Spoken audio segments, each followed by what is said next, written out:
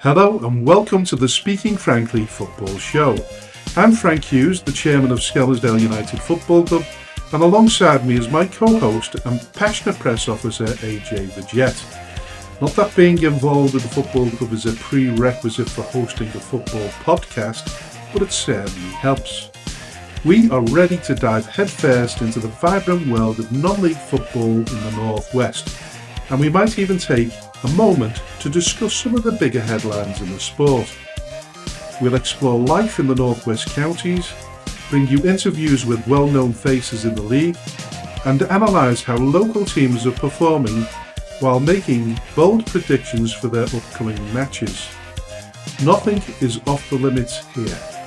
We'll be diving into all kinds of topics, including complicated refereeing decisions and regulations that often leave fans perplexed. We want to hear from you too. This is your show, so don't hesitate to reach out with topics you want us to tackle. Let's get this conversation started and enjoy every single moment. We are speaking frankly. Hello and welcome to the Speaking Frankly Football Show, our fourth episode. And hello to AJ. Hello Frank, hello everyone. Hi. Now, listen, where we always start, we analysed our performance at the weekend. So for those of you who missed out, we were at home to Darwin FC in a game that we lost 6-1.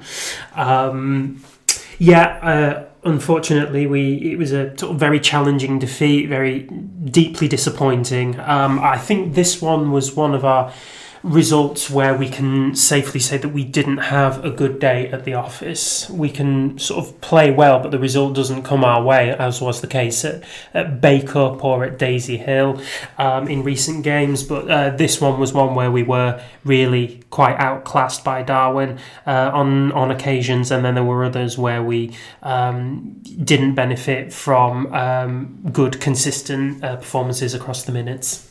Yeah. And it has to be said, two 16-year-olds and a 17-year-old making their first appearance for the club. So that was never going to be easy. No, not at all. I think Joe Gilbertson was one of the 16-year-olds. Yeah. The other one came off. Was it Joe Clark who came off the bench?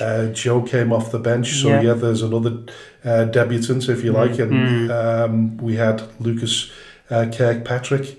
So the young lads, very young lads, all good in their own right. But they certainly are. But you put them all together in a team lacking experience, and it's always going to be a difficult one. At the adult divisions, it absolutely is. I think it's a massive jump between the two when you're not surrounded by that kind of experience and that kind of know-how of the divisions. And unfortunately, our team doesn't have that experience, and I think that was a huge kind of facet of what set us apart between us and Darwin. You know, they had the experience and the know-how of when to, knock the ball around and just take the intensity out of the game and blunt any possibility of our attack. Their fullback, their number 3 in particular, was really good at that one. Not only was he slowing the play down for them, he was also geeing the lads up, so to speak. He was the big vocal point on the pitch, and I think that really does come in invaluable quantities when needed. Do you think we'll have been a little bit harsh in terms of the overall play, because there was the lack of experience was there to be seen, probably a lack of overall fitness. But in terms of endeavour, we get to a position where, we've conceded, I think, in the 12th minute, and then pretty much within the next couple of minutes, Luca Boone, on his debut, scored a cracking goal. That's to be noted. But at that moment, you feel as though there is an opportunity here to pull off a shock. And then throughout the game, there's episodes, there's moments when there's belief, and then you concede a couple more goals and the heads go down, and it's Well, that's the lack of experience, I think. I think it's one thing to go 1-0 down, and then you pull back to and equalise, but then to concede a second goal and have to do the hard work all over again. I think that's where, in the older players, the belief that you can do it is still very much there. Obviously, we conceded 2 goals in quite quick succession towards the end of the first half, and I think that was ultimately our undoing. I don't think we're being too harsh on the boys, because, like I say, the drops in quality were only partial. It wasn't across the full 90 minutes, but I think it was those drops in quality that did prove quite costly for us. I think for one, the ball bounces in a couple of really unfortunate places due to our own mispassing, and their centre midfielder sort of is able to capitalise on that one and score, and that puts them 2-1 in front. Then there's not great marking for the third goal that they scored, which was a back post header that was relatively unchallenged. It's things like that do sort of really cost you at this level when you're that inexperienced. I'm not saying that the boys didn't play well. They did. It was just moments of poor decision making and a little bit of an unfortunate bounce of the ball, and it is costing us dearly. Tommy and I analysed the game afterwards, shortly after the game, and I've never seen Tommy looking as disappointed as he did on Saturday. And we did analyse it, and we looked at it, and there was no doubt about it. We underperformed in many areas, but like I've said to you, I feel as though there is the endeavour there. It's difficult when you put a young group of players together. 3 people, 3 debutants in the same team from the off doesn't help. No. All of whom teenagers as well. It should be added. All teenagers, yeah. And I don't want them to be too disheartened by the display either. But we talk about referees and the referees' assistants, and yet again, not that I've had time to analyse the VO coverage, but I'm told that two of the goals were blatantly offside as well. So then we look at the fitness of the assistant referees not being able to keep up on play, and I witnessed it myself from the side I was on the dugout side, and even what seemingly looked like the fittest of the 2 officials wasn't up on the pace, and we know when things are difficult and things are going really bad for you, everything else goes bad for you as well. It does. I think it's a collection of calamities, really. Unfortunately, I myself haven't really had a chance to see the VO footage, but if 2 of the goals were offside, I'll take your word for it on that one. I was on the opposite side to you. I was on the stand side, and the linesman on my side blatantly couldn't keep up with the play. Well, I wasn't going to name names, but I think the first 2 goals that came in that half were the ones that were offside. But it's interesting to hear. What was it? So 4-0 at half time. It was 4-1 at half time. Yeah. So I think there wasn't any doubt about the first goal. That was or the second goal. I think they were sort of 2 sort of steals. 2 of those 4. Then 2 steals from our own mispossession, unfortunately, but. The other 2 are sort of contentious in their own right, but unfortunately, we can't rely on the referees and the linesmen to always get it right. They are human at the end of the day, and I think as a team that is still growing, we may miss sight of the fact that our destiny on that pitch is very much within our own hands, and. I think it can, allow for a loss of focus when we try and, blame referees we said it last week. We don't want to suggest that these are the excuses. These are sort of reasons, and it doesn't help when you're at the bottom. It seems as though luck, is just totally evaded us altogether. Yeah. And yet you're right. We can't blame officials all the time. We can't blame them at all, really. We just have to get on with what we can do. Yeah, exactly. And I think once the lads kind of learn that, they'll be in a much better position to affect change on the pitch the way that they want to, without relying on the officials to always get it right, because it isn't a perfect world. And especially on a football pitch, when you're wearing the black of the linesman or the referee, you probably come under more scrutiny than just about anybody else. I wouldn't want to do their job at all. No, all the money in the world. It's an utterly thankless task. Utterly thankless. It certainly is. And so we've lost heavily. And yes. I don't like to talk about the trolls or the keyboard warriors too much. No. But I want to sort of revisit what I mentioned last week, because I've had a few messages since the episode was broadcast, and it was down to the question was asked about do I genuinely believe, had we kept Matt Potter in situ last season, would it have made any difference come this season? And what the reason I'm revisiting it is because people are assuming now that the best way forward for Skelmersdale United Football Club is one, for me to step down, and two, for Tommy to step down.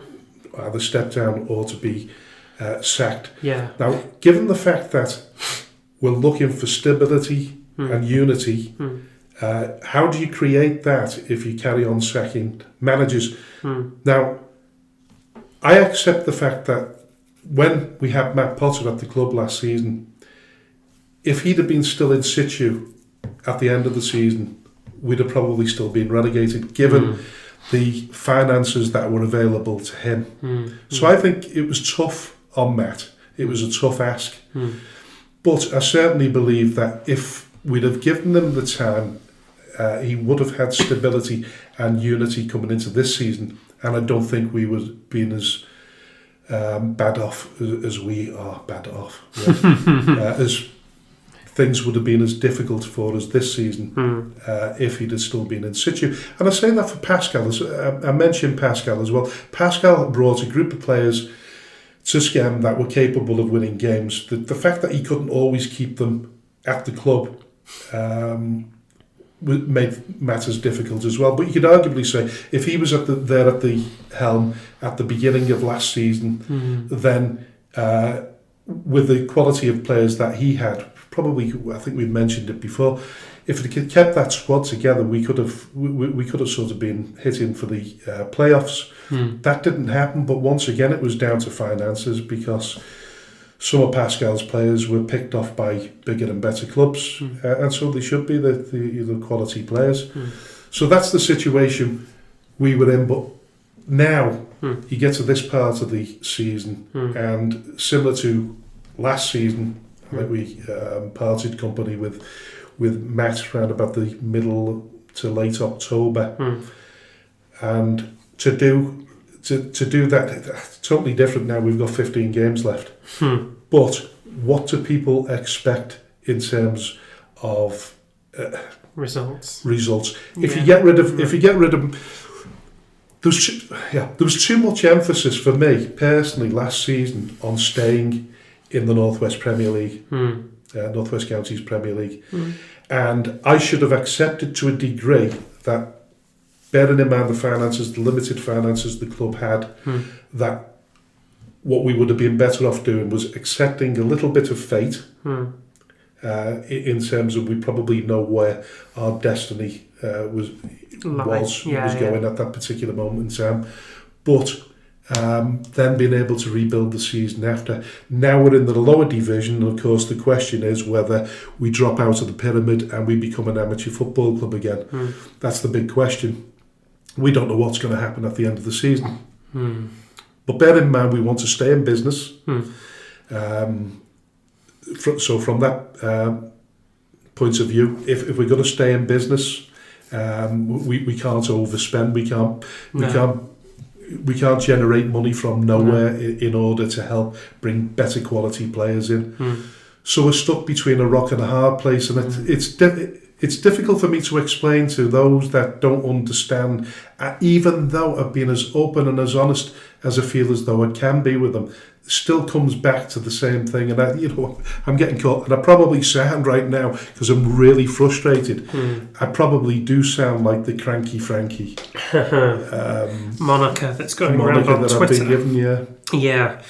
I'm sorry that was long-winded, but I am so frustrated because I'm just like any ordinary supporter. I want the best for Skelmersdale United Football Club. If I believed there was a magic wand, I'd find it and I'd shake it all about, you know what I mean? Yeah. But it's just not there. No, it's not. And I think it's exceptionally difficult for all of those who are truly, properly associated with Skelmersdale United Football Club to see it going through the hardship that it is going through. The truth remains that we are bottom of the league. We are facing, a potential relegation into the Cheshire Leagues and into, the reaches of amateur football.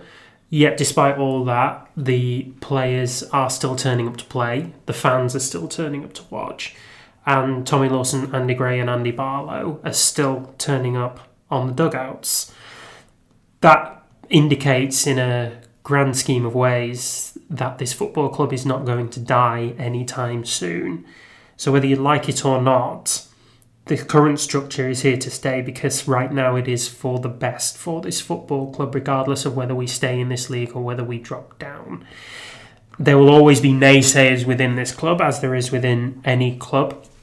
And I think despite every attempt being made to be as open, as honest as you possibly can be, the naysayers will not go away and will instead resort to keyboard wars in order to try and affect change. It's not going to work. We're here to stay, regardless of what happens come the end of the season. We'll regroup at the end of the season, see where we are, and we will look to rebuild wherever we start from. Up the Blue Boys. Yeah. I mean, you're right.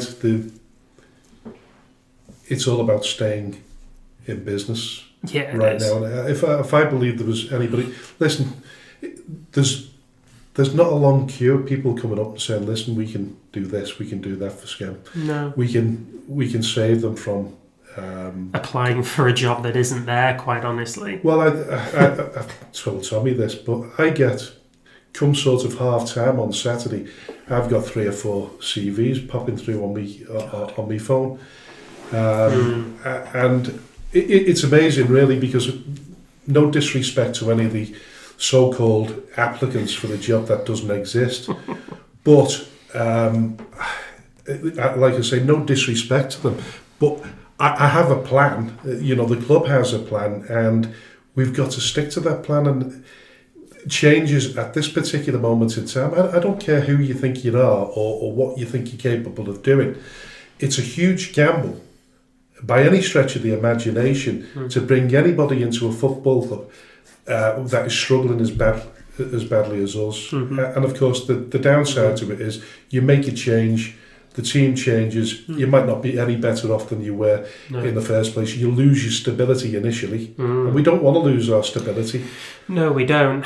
I was actually fortunate enough to run into Andy Barlow in our local supermarket, because we live in the same village. Did you know that?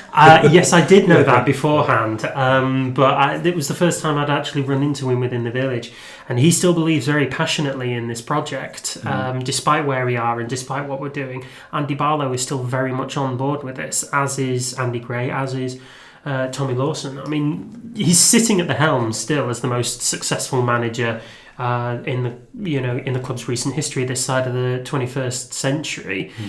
He's got an unending amount of experience within this league and within the sort of reaches of the footballing world to know and affect change as best as what he possibly can with the resources that he's got. I mean, I'm fairly confident that any professional manager couldn't do a better job than what Tommy Lawson is doing with the resources that we have right now. But we have those resources, and Tommy is doing literally everything he can to try and affect change and get us up the Football League. It's not working, so he's going to try something else. He's going to try new. I believe in him. I do. Well, you've got to keep making them changes. If it's not working, you have to make those changes. Yeah, but you believe in Tommy to be able to make them. He's got the ability. That's why we brought him to the club. Yeah. I believe we all have the ability to run a football club in the right fashion. I think we're running it in the right fashion off the field.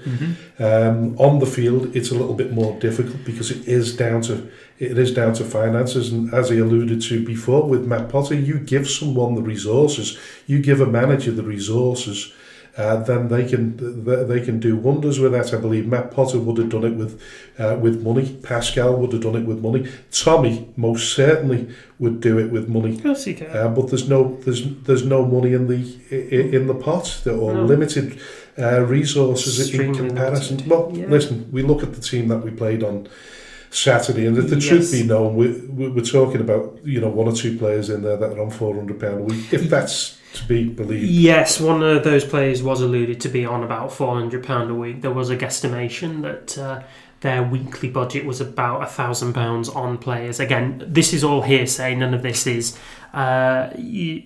confirmed. But if it is true, then it does show the gap in financial weight between us and some of the other teams in this division. But we're working with what we have, and we're not going anywhere. So keep having your little keyboard chants, but we'll still be at Skem for the remainder of this season. And it's worthwhile telling those people that are keeping away from the football. The reduction in finances is certainly not helping. All of these people, the critics, could play a huge part in helping Skem stay up. By putting the money through the turnstiles. I keep saying it. The more pounds on the gate, the greater the points. Pounds make points. There's absolutely no doubt about that. And I don't know how people can justify staying away from the club that they proclaim to love, just purely based on the fact that they don't like certain characters that are running it. But we're seeing that all over the shop, and we'll come to that a little bit more later when we're discussing the events elsewhere. So we'll move on. Yes, we will. So we're going to start within the Northwest Counties and the local news, and we're going to start with Alsager Town. Which one is it? I say Alsager. It's a scone and scone predicament all over again, isn't it? Anyway, it should be Alsager, shouldn't it? You would think so. But the main news out of Alsager Town is that joint managers Lee Duckworth and Luke Goddard have stepped down from their posts as joint managers, citing a difference in direction. The statement, is all very amicable. They just said it was down to a different direction, but we've not heard anything from the club beyond announcing their resignation. They've appointed Matty Russell in place. Matty Russell was a player at Alsager Town and has stepped up into a coaching role now. It's odd, really. They're third in the division. They're fighting it out with Stafford and with Winsford for top of the table. They'd had a little dip in the form, hadn't they? Yeah, they did. So they had a fall at Runcorn Town, and then that was followed up by a draw with Wolverhampton Sporting. Two clubs who are at this moment in time down towards the bottom end of the table. But it's interesting. In the way that they've gone now, both Duckworth and Goddard and another coach, Anthony Young, all came into the club in the summer of this year, and they're gone within 5 months. It's like I say, it's all very amicable. I mean, even from the fans' point of view, nobody's expressed serious discontention as to their tactics, their ability to coach the club, and so they shouldn't be. They're in third place, but I feel something is going on within the club that maybe they've has not cited been... differences in direction, so you can only assume from that. And I think, I think it might have something to do with the fact that they're peaking a little bit sooner than they'd anticipated. Yeah. And maybe worried about promotion. I don't know. I'm just suggesting that could be a reason why they're slightly, in two different directions. Yeah. I think we'll have to sort of see how that one pans out, really. But Alsager's still very much fighting up there. We'll just have to see what Matty Russell plans to do with the club now that he's at the helm. Turning our attentions to Bury Football Club, they've had a testing week to say the least. First of all, they were placed in a bit of a tough spot by the league, who put pressure on them to shift their kick-off at AFC Liverpool to 1 o'clock. At this point, it's worth mentioning that AFC ground share at Marine, and their stewards also work at Liverpool Football Club. As such, they would have been short on numbers had they been forced into kicking off at 3 o'clock. It's inconvenient if players are working in the morning and people have to change plans, but all in all, a bit of a storm in a teacup. I think the first and foremost thing is that safety at the club on match day isn't compromised. Bury FC, it's a big club. It's got a big fan base. Supporters turn out in their thousands to go and see Bury. So with that comes a necessity for the club to outline and act on a duty of care. I don't think we give stewards nearly enough credit for the role that they play within the club, particularly on a match day. If you have a lacking in stewards, you're compromising your own safety. It can cause delays in parking, ground entry, player accommodation, all these aspects of a match day that can fall well short of standards and compromise safety and be dangerous purely because stewards aren't there to oversee and direct and keep everybody safe. I should imagine that nobody particularly wanted a 1 o'clock kickoff on a Saturday, especially if you've got commitments within the morning. I think it is just kind of part and parcel of what the league have felt was the best decision at that time. They could have moved it to a different day, absolutely. They could have used stewards from different clubs, but they've made their decision, but I don't think it would be a regular one.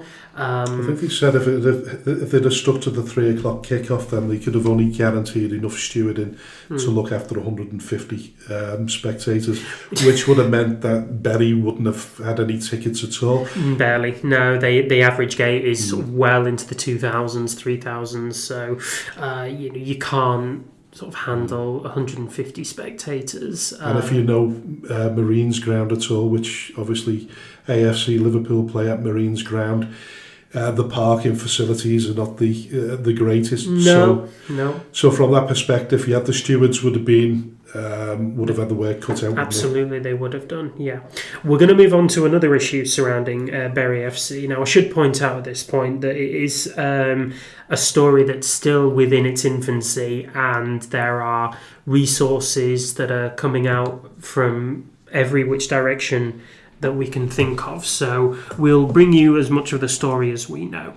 In brief, Neil Sears, the CEO of AFC Bury, informed a long-serving volunteer of the club, a gentleman called John Rafferty, that his services within the club are no longer required. An act that has caused outrage among the supporters. John Rafferty was a huge part of the club and has been since the 1960s, 1970s, something like that. He's eager to put himself into whatever aspect of the running of the club that he is needed. And he has been told that he's no longer wanted as a volunteer, but nobody has precluded as to why. He wasn't given a reasonable explanation for it, so the story goes. Neil Sears has not made any comment about John's departure from the club. We have had outputs from two members of the committee. So John Newby has said that he wasn't aware of anything, and Marcel de Matas has said that he will be coming out with further details very sooner rather than later. But it highlights how difficult it is to run a football club with the requirement of demands upon your average supporters to step in and fill voids and help run the club. On a match day and beyond. I mean, you'll know this sort of as much as anybody, Frank. Yeah, well, listen, there's two versions to the argument, the discussion. We've not heard from their side of things. Like you say, the chairman and the CEO have not come out with anything yet. So it's a difficult one to judge. I think you have to be very... Listen, I love Bury Football Club, and I love the people that run it. I love the supporters. I think that, a town the size of Bury deserves to have a successful football club. Certainly does. It certainly has the fan base, but I just wonder whether the politics around this a little bit more to do with the sort of two factions that are still sort of not quite met in the middle. And when I say that, there was the AFC Bury and the Bury Football Club amalgamated, and yes, Bury AFC is currently the Phoenix club of the former Bury FC. Yeah. So there's political shenanigans, gone on before they sort of amalgamated, and there seems to be an awful lot of politics going on. We don't know what's going on behind the scenes, but like you said there, from a chairman's perspective, they will be thinking long and hard before they make their statements. They would. The noise that is coming out of the fan bases here is enormous. I mean, John himself was a very kind of focal part of the Shakers fan base.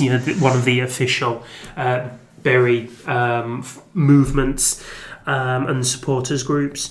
And obviously that has sent a fair few shockwaves through social media, with a lot of discontent being voiced at the club and how it has been run. A lot of it being directed at Neil Sears himself, who I have said is yet to make any kind of official take on this subject. So it goes back to what we've discussed before, doesn't it? Sometimes if the word's not coming directly from the football club, then the rumour mill just continues. Keeps on spinning, yeah, absolutely. I mean, it is really important for Bury fans to recognise that their club is fighting high within the North West Counties Premier League division.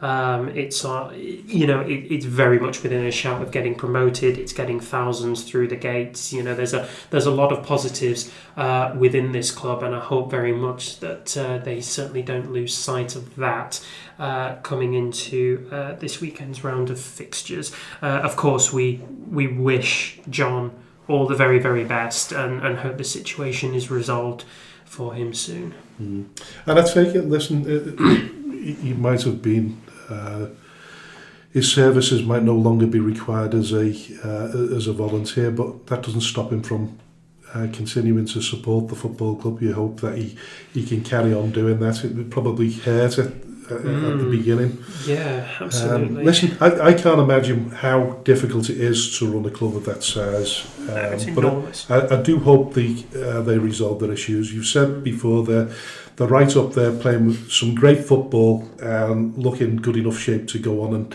and win the league. And I just wonder whether sometimes that's what the club should be focusing on, the fact that they've actually got a football club when they didn't not so long back. Yeah, I think that's one aspect of their current situation that they perhaps overlooked in this moment in time.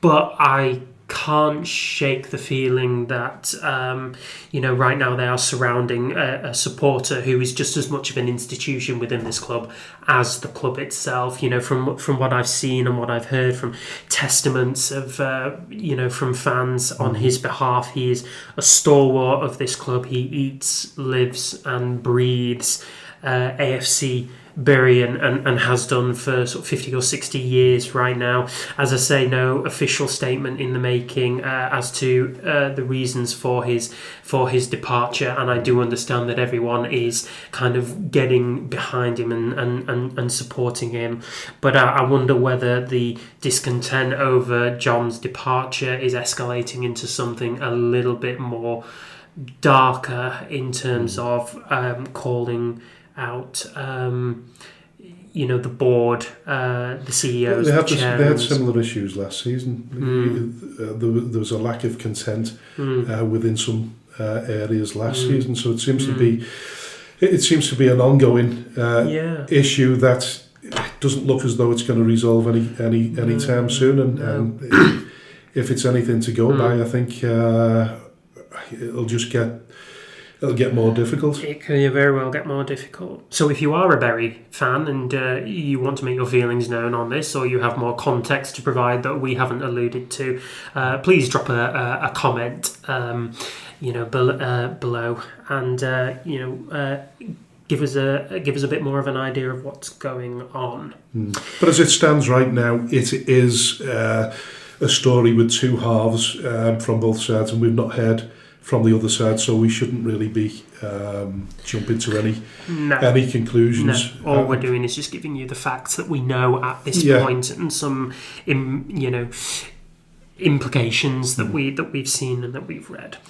Like I've said before, I love Bury Football Club and wish them all the best. So listen, we've come to the end of that, and in the next half we will be speaking to the Ramsbottom United manager, Steve Wilks. But for now, speak to you soon.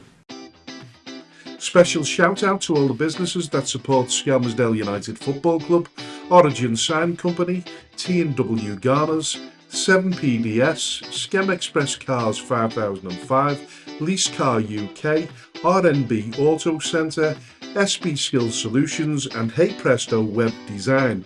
Thank you to everyone who donates to the club, supports our race nights, raffles, and the lottery bonus ball scheme, and of course the last man standing. A special thanks to those who organise these fundraising events, especially the incredible Lee Davis and Lucas Bergquist. To all who stand by us both on and off the field, we are truly grateful. If you wish to sponsor the show, please contact me at chairman.skemutdfc@gmail.com or call me on 07766 054 548. All proceeds will go to Skelmersdale United Football Club. Thank you for your unwavering support.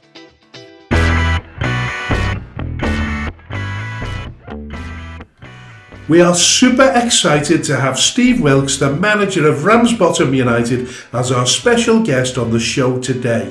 The Rams are doing amazing right now, sitting at the top of the North West Counties Premier Division.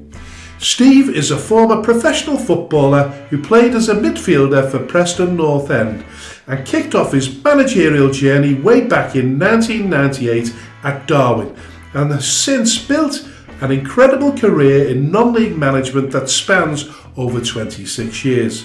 Now get ready for some great insights, because Steve Wilks is speaking frankly.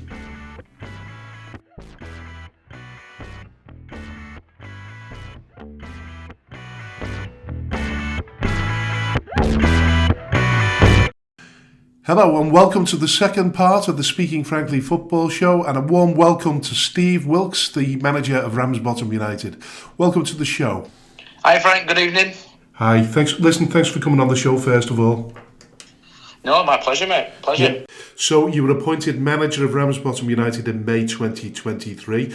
You had a difficult season last season which culminated in relegation. So I guess the mandate for this season was to get the club back up, or at least consolidate? Yeah, it was a 3-year, the project as they call it, is a 3-year project. Phil Rose, who was my captain many, many years ago at Darwin when I first started out in management, has gone on to the committee at Ramsbottom. And Phil, I actually retired last summer when I left Northwich, albeit for 3 weeks. And then I got a phone call from Phil saying obviously they've just been relegated and they were looking to bring a manager in with North West County's experience. Would I be interested? Went for a little chat and got offered the job a few days later. So, and the 2 seasons that I've been there so far have been chalk and cheese. Yeah, most definitely. And it's looking good at the moment. You're top of the table and you're mixing it against some of the more established teams. Yeah, it's we've played half the season now, which is ludicrous when you think about it. I put a tweet out last week asking if any other league in the country has played half the league games in the first week in November. But we've played 23. You remember, I replied to you as well. I think you did, Frank. Yeah. Because I've gone on record as moaning about it myself, and listen, I've realised now that the North West counties are probably under an awful lot of pressure from the FA itself to get those fixtures covered. But I mean, when you look at some of the teams that are playing on artificial surfaces, and the fact that probably one of the toughest grounds to keep games going on is probably Ramsbottom, isn't it? It is, yeah. I mean, obviously a few years ago it was well known for flooding. I think there was a picture that we asked the North West counties to take down last year. It was a picture of when the ground flooded a few years back and it was up to the crossbar. So that was if you went onto our team page, club page on the North West counties, that was the pitch. So they've taken that down.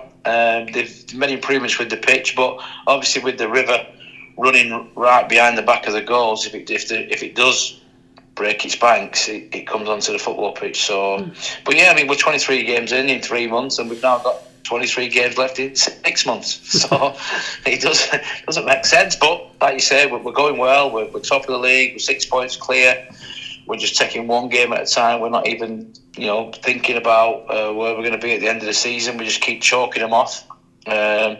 We know Bury can go, I think, 7 points in front of us. They've got 5 games in hand, but they've got to win them. So, but like I said, Frank, we're just going to take one game at a time.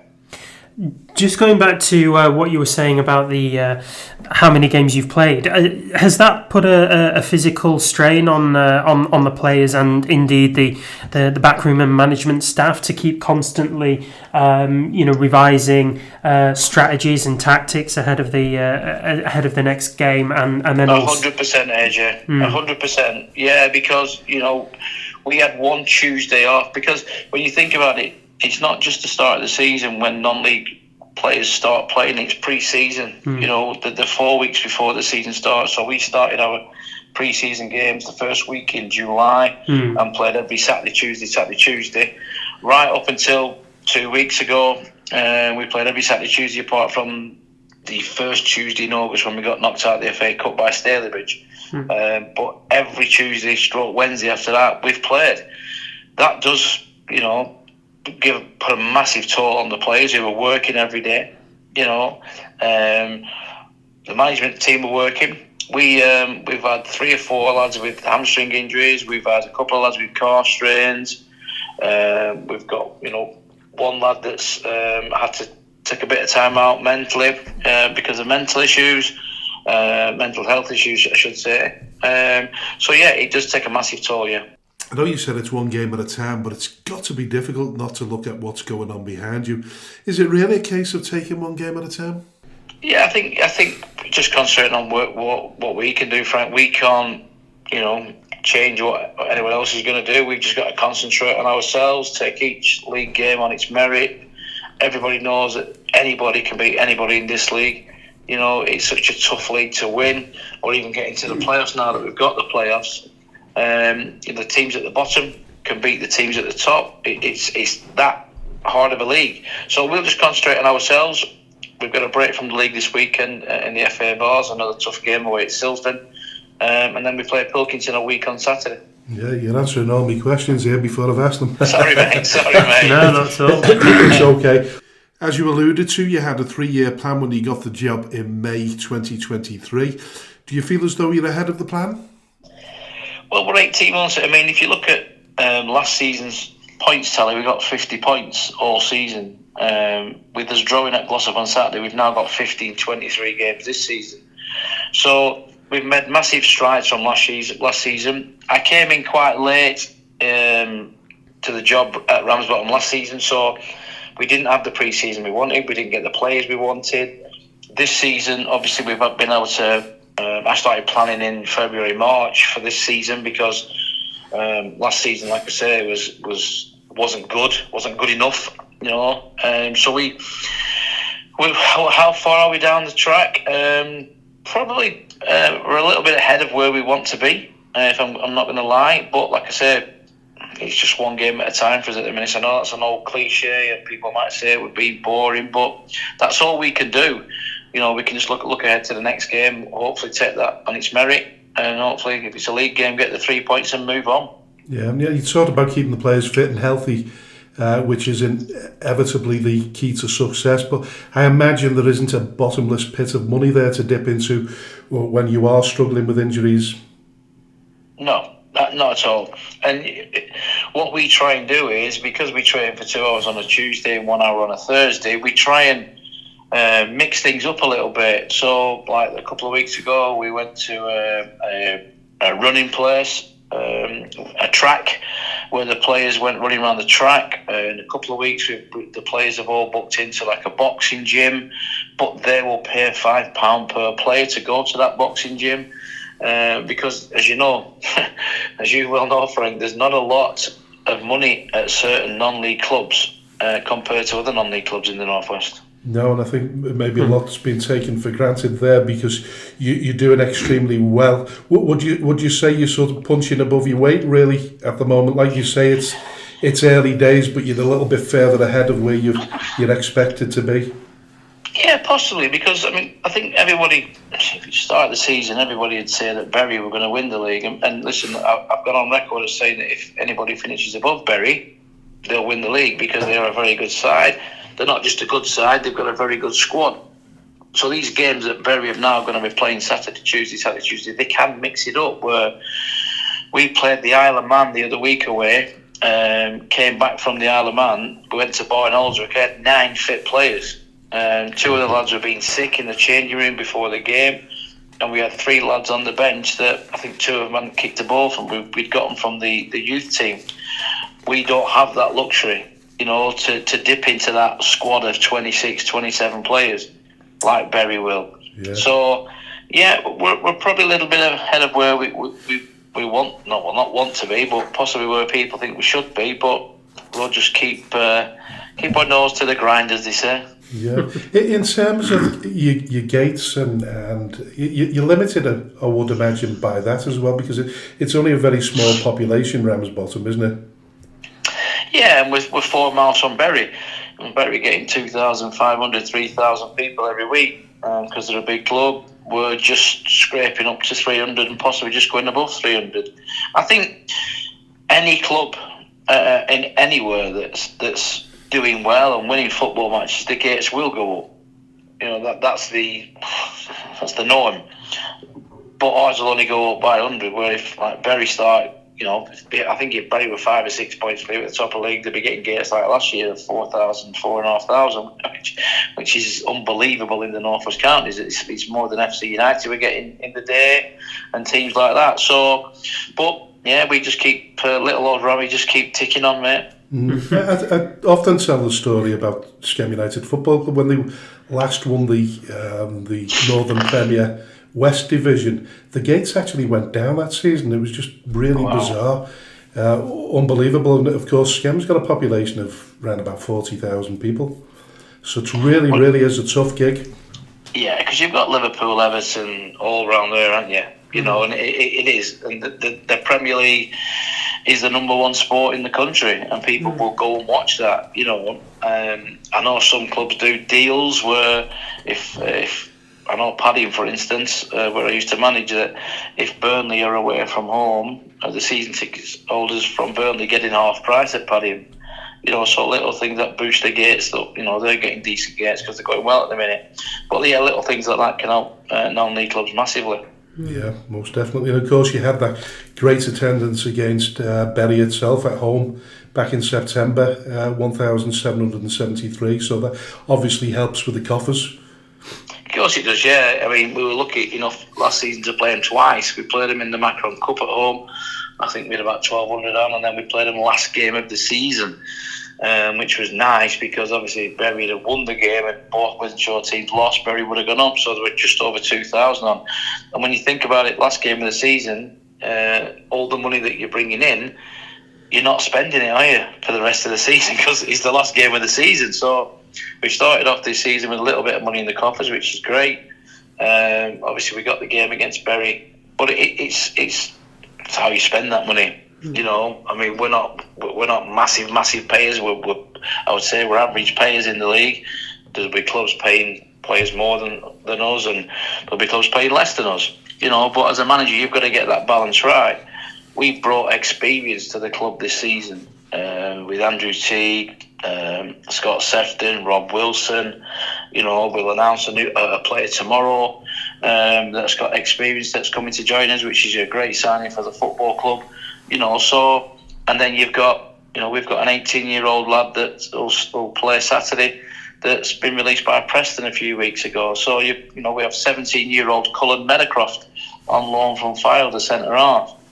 So you've got to get that balance right as a manager. And I've always been one of these managers, Frank, that I've said to players that I don't care how old you are. If you're good enough, I'll play you. And that's proved that this year with Cullen at 17. And then the flip side to it is Andrew Teague's 38, Scott Sefton's 35, and they're both playing. So, yeah, but as a manager, you've got to get it right.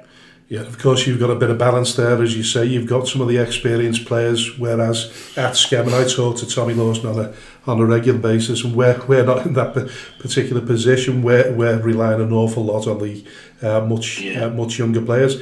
And it's not like they're not good enough, that they are good enough if they're brought into a team which is more balanced. But right now, we're sort of top-heavy with youth.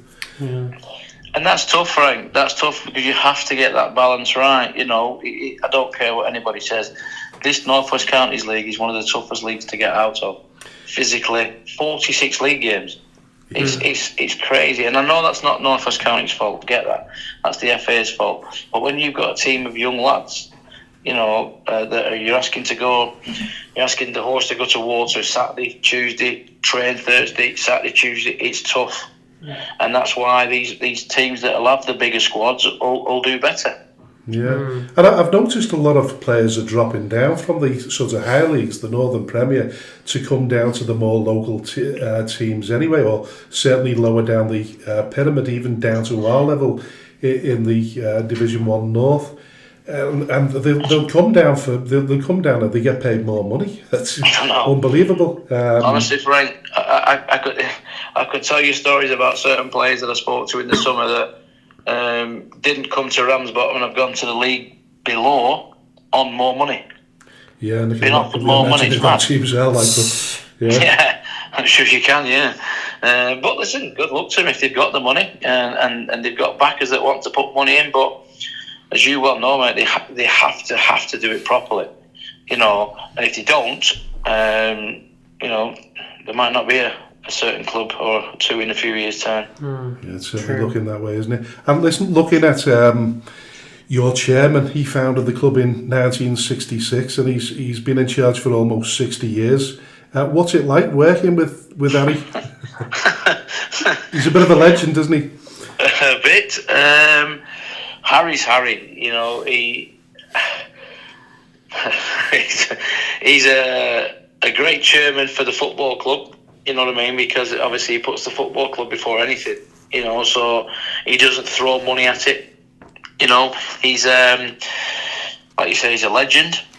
He's been at the club longer than I've been alive. So he has his moments.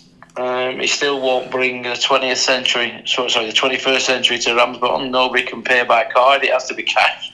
So, well, I'll come to a little bit of that, more of that, after my next question, because he had how committed he is to the football club. He had a fall earlier in the year that required a hip operation, and he's still fighting fit now.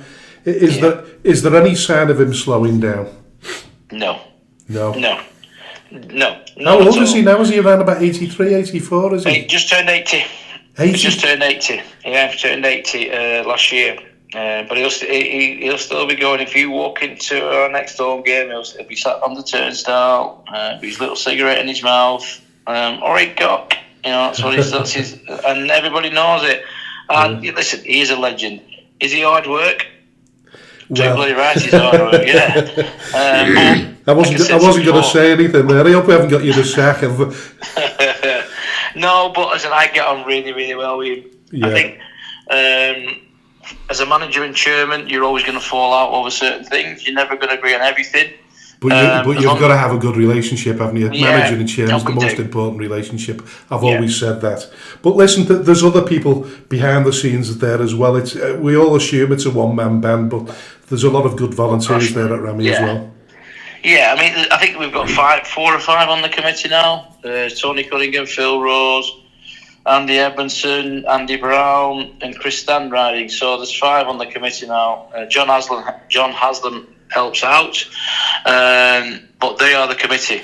But if you ask Harry if we've got a committee, he'll say, no, we don't have a committee. We never have a committee meeting. He's very, very old school and old fashioned, but it's his football club and it's his way or the highway.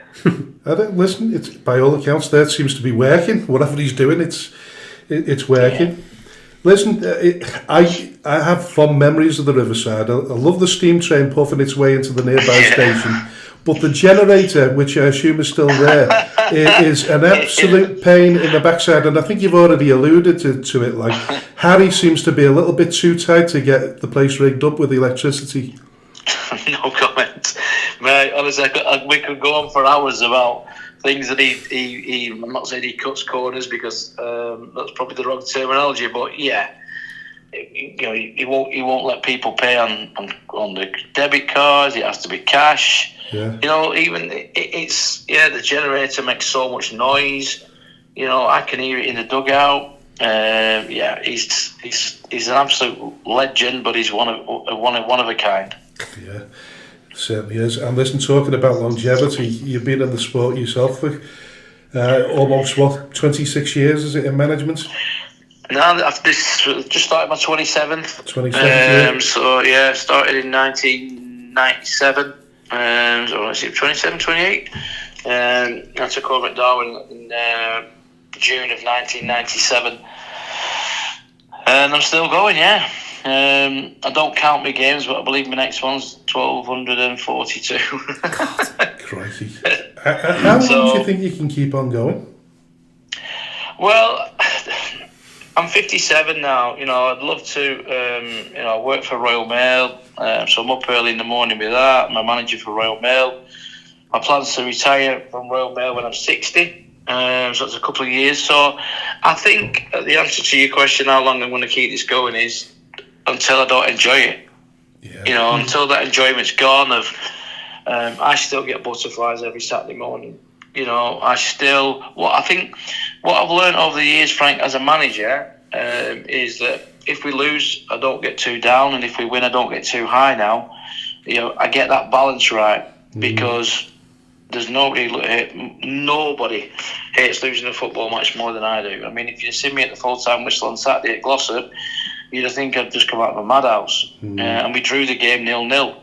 I think I could give you a run for your money there. But that's passion, mate. That's passion. And I think, again, the answer to your question is, once that passion starts to wane and I've not got it, then that might be the time for me to pack in. But at this moment in time, the passion's there. I'm looking forward to training tonight. So we've got a big cup game on Saturday.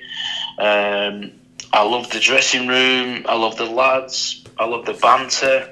And like I say, as long as I'm enjoying doing that and I've got the passion for it, I'll keep going. I take it then when you come to Ramsbottom, before that you had no intentions of taking up a managerial post again? No, mate. When I left Northwich last summer, my son had just had 2 children in the space of 14 months, so I become a granddad. We'd booked a holiday to go to Florida in August, of all time. Never been on holiday in August. No. So we booked a holiday, and then, like I say, Phil rang me up. I I loved my time at Northwich. If I'm going on record of saying out of the football clubs that I've been at, I won the league with Paddy M. But I loved Northwich. The fans, the history behind the club. The club's been going for what? I think it's 1874. Hence why the rivals 1874 are called 1874. But I'm the longest serving manager in Northwich Victoria's history in all that time. And I loved it there. And if it wasn't for the travel, and obviously one or two other things, I might still be there now. But I'm at Ramsbottom, and again, I love every minute of it. But I retired for I think it was about 3 weeks, and then I got the phone call from Phil, and one of the first questions I said to my wife Alison, who I've been married to for nearly 35 years now. Destiny. Rosie's asking me to get, and before I even got the sentence out, she went, "Go, I don't want you at home on a Saturday, go." So she made the decision quite easy, and I've loved every minute. I mean, like I say, last season was a very, very, very tough season. We won 2 games in 21, and if Harry had sacked me in the summer, I couldn't have grumbled. There were circumstances behind that. We lost 2 players for 3 months through injury and illness. We started late. We didn't get the players in that we wanted at the beginning. Players left. I lost Matt Dudley and Kuda Chingwara one Monday night within an hour and a half. Both left the club in January, and they'd got me 37 goals already last season. Yeah. So to lose 2 players in that, it was tough, But you look at the side that we've got this year, and 6 of the players that was in the side that finished 18th with 50 points last year are playing week in, week out now. So it's not wholesale changes. It's a case of we brought that experience in. We've brought a little bit of stability to the football club and with the team, and we're 23 games in and we're doing all right. Yeah. And listen, you had a draw against Glossop on Saturday. Was that difficult? Ground conditions there, a bit difficult for you? Well, we got a man sent off after 25 minutes. Oh, right. So, and then we got 1 sin binned on 40 minutes. So, people looking in and think, Ramsbottom have dropped 2 points at Glossop. But honestly, Frank, I came away from the game, and if you see the highlights that we put out, I was so disappointed and annoyed that we didn't take all 3 points, because second half, Glossop never got out of their half. Spoke to Richard after the game, the manager at Glossop, and he said he was happy with the point before the game, so he was happy with the point after the game. But yeah, for 10 minutes we were down to 9 men. My goalkeeper never had a shot to save, but it's 2 points dropped with the chances we had. I'm not going to lie, but circumstances with Tim, don't get me started on the referees, please. Don't get me started on referees, or we will be going on a little bit longer. It's and overall it was a good point on Saturday. I'll not get you started on the referees, Steve, but I will just ask your opinion on the sin binning. What do you what do you think of the concept of sin binning being brought into football? Do you think it works? I think yes, I do. I know managers don't like it. I probably don't like it. But the thing with it is, if it's done right, and it's the big word here, AJ, is consistency. Consistency, yeah. Because one player can say to a referee such and such a thing, and he stops the game, sin bin, bang. 20 minutes later, the opposition player says the same thing. They don't sin bin him. That's what annoys you as a manager, and that's what. I'm not seeing that happen last week, but we had a lad sent off after 25 minutes last week for 2 yellow cards. The second yellow card was my lad won the ball. It was a pass. My lad passed the ball to another one of my players. The Glossop player come in. My lad's caught him high with his follow through, but my lad's passed the ball and he's given him a second yellow. 5 minutes later, he books the left back at Glossop, and 5 minutes after that, the left back at Glossop pulls one of my players back, 2 arms round the waist, and throws him to the floor, and doesn't send him off. No. And it's the consistency you want. The sin bin thing, I got told a couple of years ago, the first season after it came in, 73% of bookings were for dissent. The season sin bins came in, it dropped down to 26%, which is massive. Yeah, which is massive, but it's just the consistency, AJ. I get the concept, I get it. You can't speak to a referee. I mean, my lad Mike got sin bin last week because he thought it was a foul for us, and all he said to the referee was, "Referee, that's a foul for us. You're a joke. Stop the game, sin binned him." You know, so if you tell the referees to forfeit, sorry, go on. I was just going to say, we've not actually spotted any sin bins this season, have we? No, so far in our games, which we got the impression it was getting phased out. Is it in the first division? Does it stop at our level? I think it was from the step 6 upwards, wasn't it? Right. It's a funny one, you know what I mean? Because I'm a passionate manager. Players are passionate when they're on the pitch, and we try and get the thing across to the players that they can't do what they want. They can't say what they want to say. Let us say it. If I get sent off from the dugout, we've still got 11 players on the pitch. Yeah. You know what I mean? So, it's a tough one. But I think it's here to stay. Yeah. Looks like, doesn't it? Well, so listen, you had obviously Berry drop points on Tuesday night as well, so that's sort of even things a little bit out with your draw at Glossop. Yeah. So it's not too bad. You've still got a 6-point gap at the top.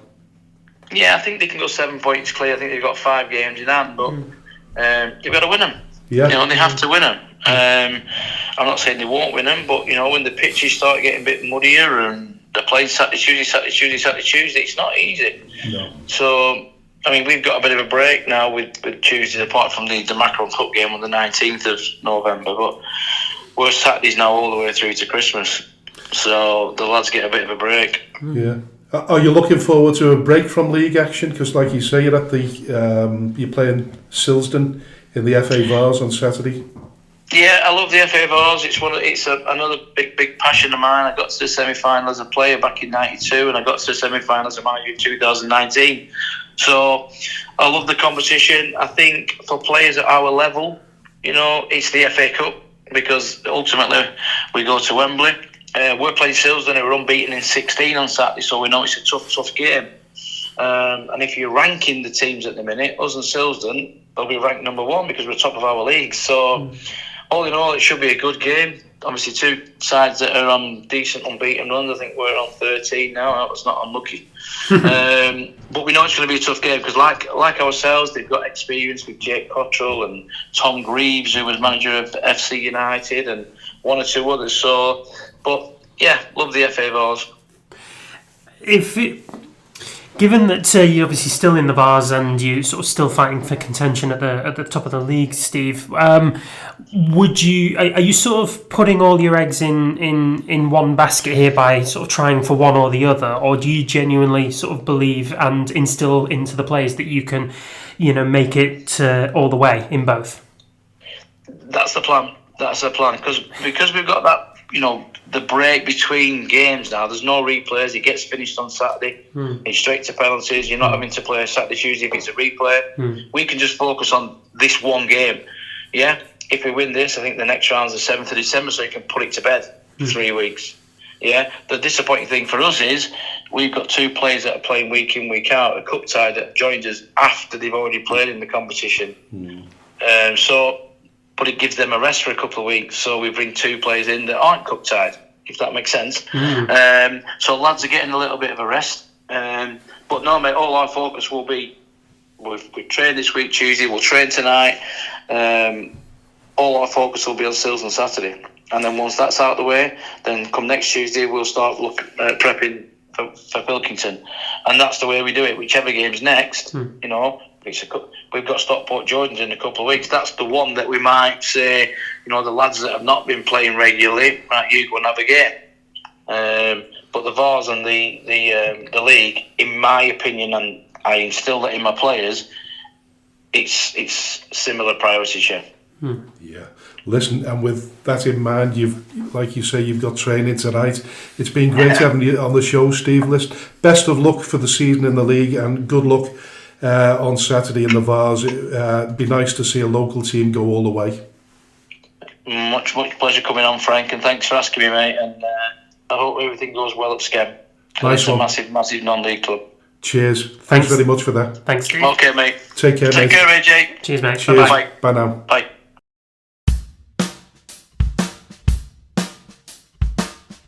Welcome to the third part of the show, and once again, thank you to Steve Wilks for joining us there. Very interesting interview with Steve. Absolutely, yeah. That guy's been around the block as far as non-league football is concerned. 1,200 games is a hell of an achievement in its own right, and to also be the longest serving manager within Northwich Victoria's history is also another achievement that he has every right to blow his horn about. So he's in charge at Ramsbottom, a team which is fighting really high at the top. It's taking on Chadderton, it's taking on Bury, for that top spot in the Premier Division, with a view to bouncing right back up into the what would it be, the Premier League West? Yeah. Absolutely, yeah. So, I fully believe that they can do it. With his experience and his know-how, they really can do it. Absolutely, wish him all the best. Yeah, definitely. Punching a bit above his weight at the moment. I think he acknowledges that. But you know what? It's sometimes better to be punching above your weight. Oh, yeah, everyone loves a Rocky story. Oh, yeah, certainly. And listen, stability. They've played half the games. They've just got to, Bury have got to pull that gap back, haven't they? They've got to shorten that gap, and whether they can do it, I think they can, because they're a good enough team. Certainly are. But listen, what we'll do is we'll just go around we'll go around some of the leagues. Obviously, we like to mention Southport with it being local. Yeah. They had a solid away draw at Oxford City, which is a positive outcome for them as they continue to build on their performances. So they're doing well. I don't know whether they dropped. I've not looked at the league table. I don't know whether they dropped out of the playoffs as a result of that. They're seventh with that draw at Oxford City. I think, though, I know it was a draw, but they'd just come off, quite a decent run of results. They'd beaten Scunthorpe United. Yeah, they'd beaten who else have they beaten? Was it Scarborough? Anyway, they were unbeaten. They're now unbeaten in 3, but I think they would have viewed that Oxford City game as a game that they could have won. They missed a couple of good opportunities, to get on the score sheet and then sort of put the game to bed. They had to rely on Chris Renshaw, their goalkeeper, making some big saves, and it was their first away draw of the season. So they're away to Peterborough Sports next. I think a game that they're fairly confident that they can return to winning ways and stretch that unbeaten run. Because they're a little bit further down the league, aren't they, Peterborough? So they're sort of sitting down towards the lower end of the table. They're not they're not exactly staring relegation in the face, but they are sort of hovering down there. So I think Southport will be fairly confident that they can get the job done. Yeah, and then we look at the likes of Marine and Radcliffe, because we sort of noted that they were sort of hanging down the bottom of the league. They've had a couple of good results between them, and just sort of lifting themselves away from that relegation zone, which is nice to see. Marine didn't play on Saturday, but they beat Chorley midweek. They thumped them 3-0, so that was an extremely good result for them. Oh yeah, if you're a Chorley, Marine, second in the league. If you're a Marine fan, that's a wonderful result to carry. Not only just winning against Chorley, I think they would have been happy had they won 1-0, but they won 3-0 by all accounts. They won in style. They're down, towards the bottom end of the table. They are 22nd right now.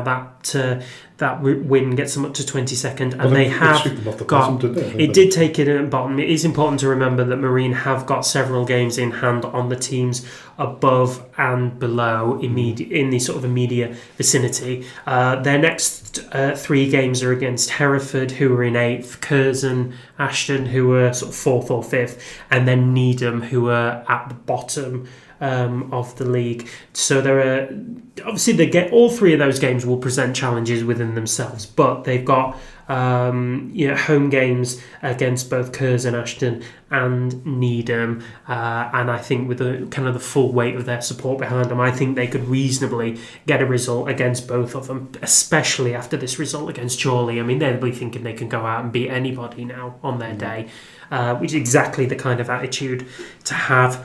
Radcliffe Borough, They, again, a bit like Southport, they took points away from Scunthorpe United, who I think it was fair to say were, looking like they were going to be the runaway leaders at one point in this league. They've got a good team behind them. They've kept a couple of players from their Football League days. Alfie Beeston is a good quality player in that midfield, particularly. But Radcliffe ground them out to a 0-0 draw at the Attis Arena in Scunthorpe. It's a brilliant result. Yeah, it really is. It's a good show of resilience from them. You kind of want Radcliffe to do well, because the joint managers there, such affable chappies, aren't they? Like, if you remember the class of '92 and the programs watching them to the good double act. Yeah, absolutely they are. They follow that draw away at Scunthorpe with a 2-1 win over Leamington at home. So, the results are starting to come their way. The team that I really want to mention is FC St Helens. I know we talked about them as being a team that, they'd had a bit of a sticky spell. We thought, maybe they were, sort of getting a bit carried away, or not carried away, pardon me, but the realities of life within that Premier Division, is starting to take hold of them. They'd had a couple of, shaky results. They'd not done quite as well as what they would have expected and hoped to. But, 2 enormous games, going away to Chadderton, and they won there, and they followed that up with a result against Bury at Bury. 4 points from 6, when I think that they would, anyone outside of the club, any sort of party who doesn't support either side, would have probably banked on them losing both. So that is a brilliant couple of results for Mike Smith and his lads. Yeah, we'll talk about that in our Northwest Counties roundup at the end of the show. Sorry, Frank, I got that's fine. You're doing what Steve did before. You're answering me questions before I've asked them, but that's fine. It's the ADHD. Sorry, mate. No, you're okay. Listen, we were going to talk about the city of Liverpool. We talked about it last week, and the firing of their manager, Paul McNally, former Skem manager. So we know they're experiencing a fair bit of turmoil on a managerial front. That's why they obviously decided to part company.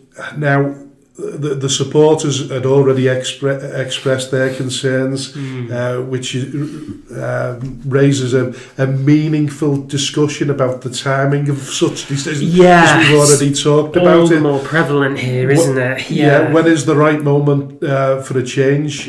Is it crucial to assess the broader context, including budgets, injuries and player departures? But before we do discuss that, the news coming in now is that former Colwyn Bay Marine and Prescott Cables manager Kevin Lynch has been announced as the new manager. So that's already been sorted. There's no reprieve for Paul McNally. There's no way back. The supporters couldn't do enough to get him back. But I mentioned it last week.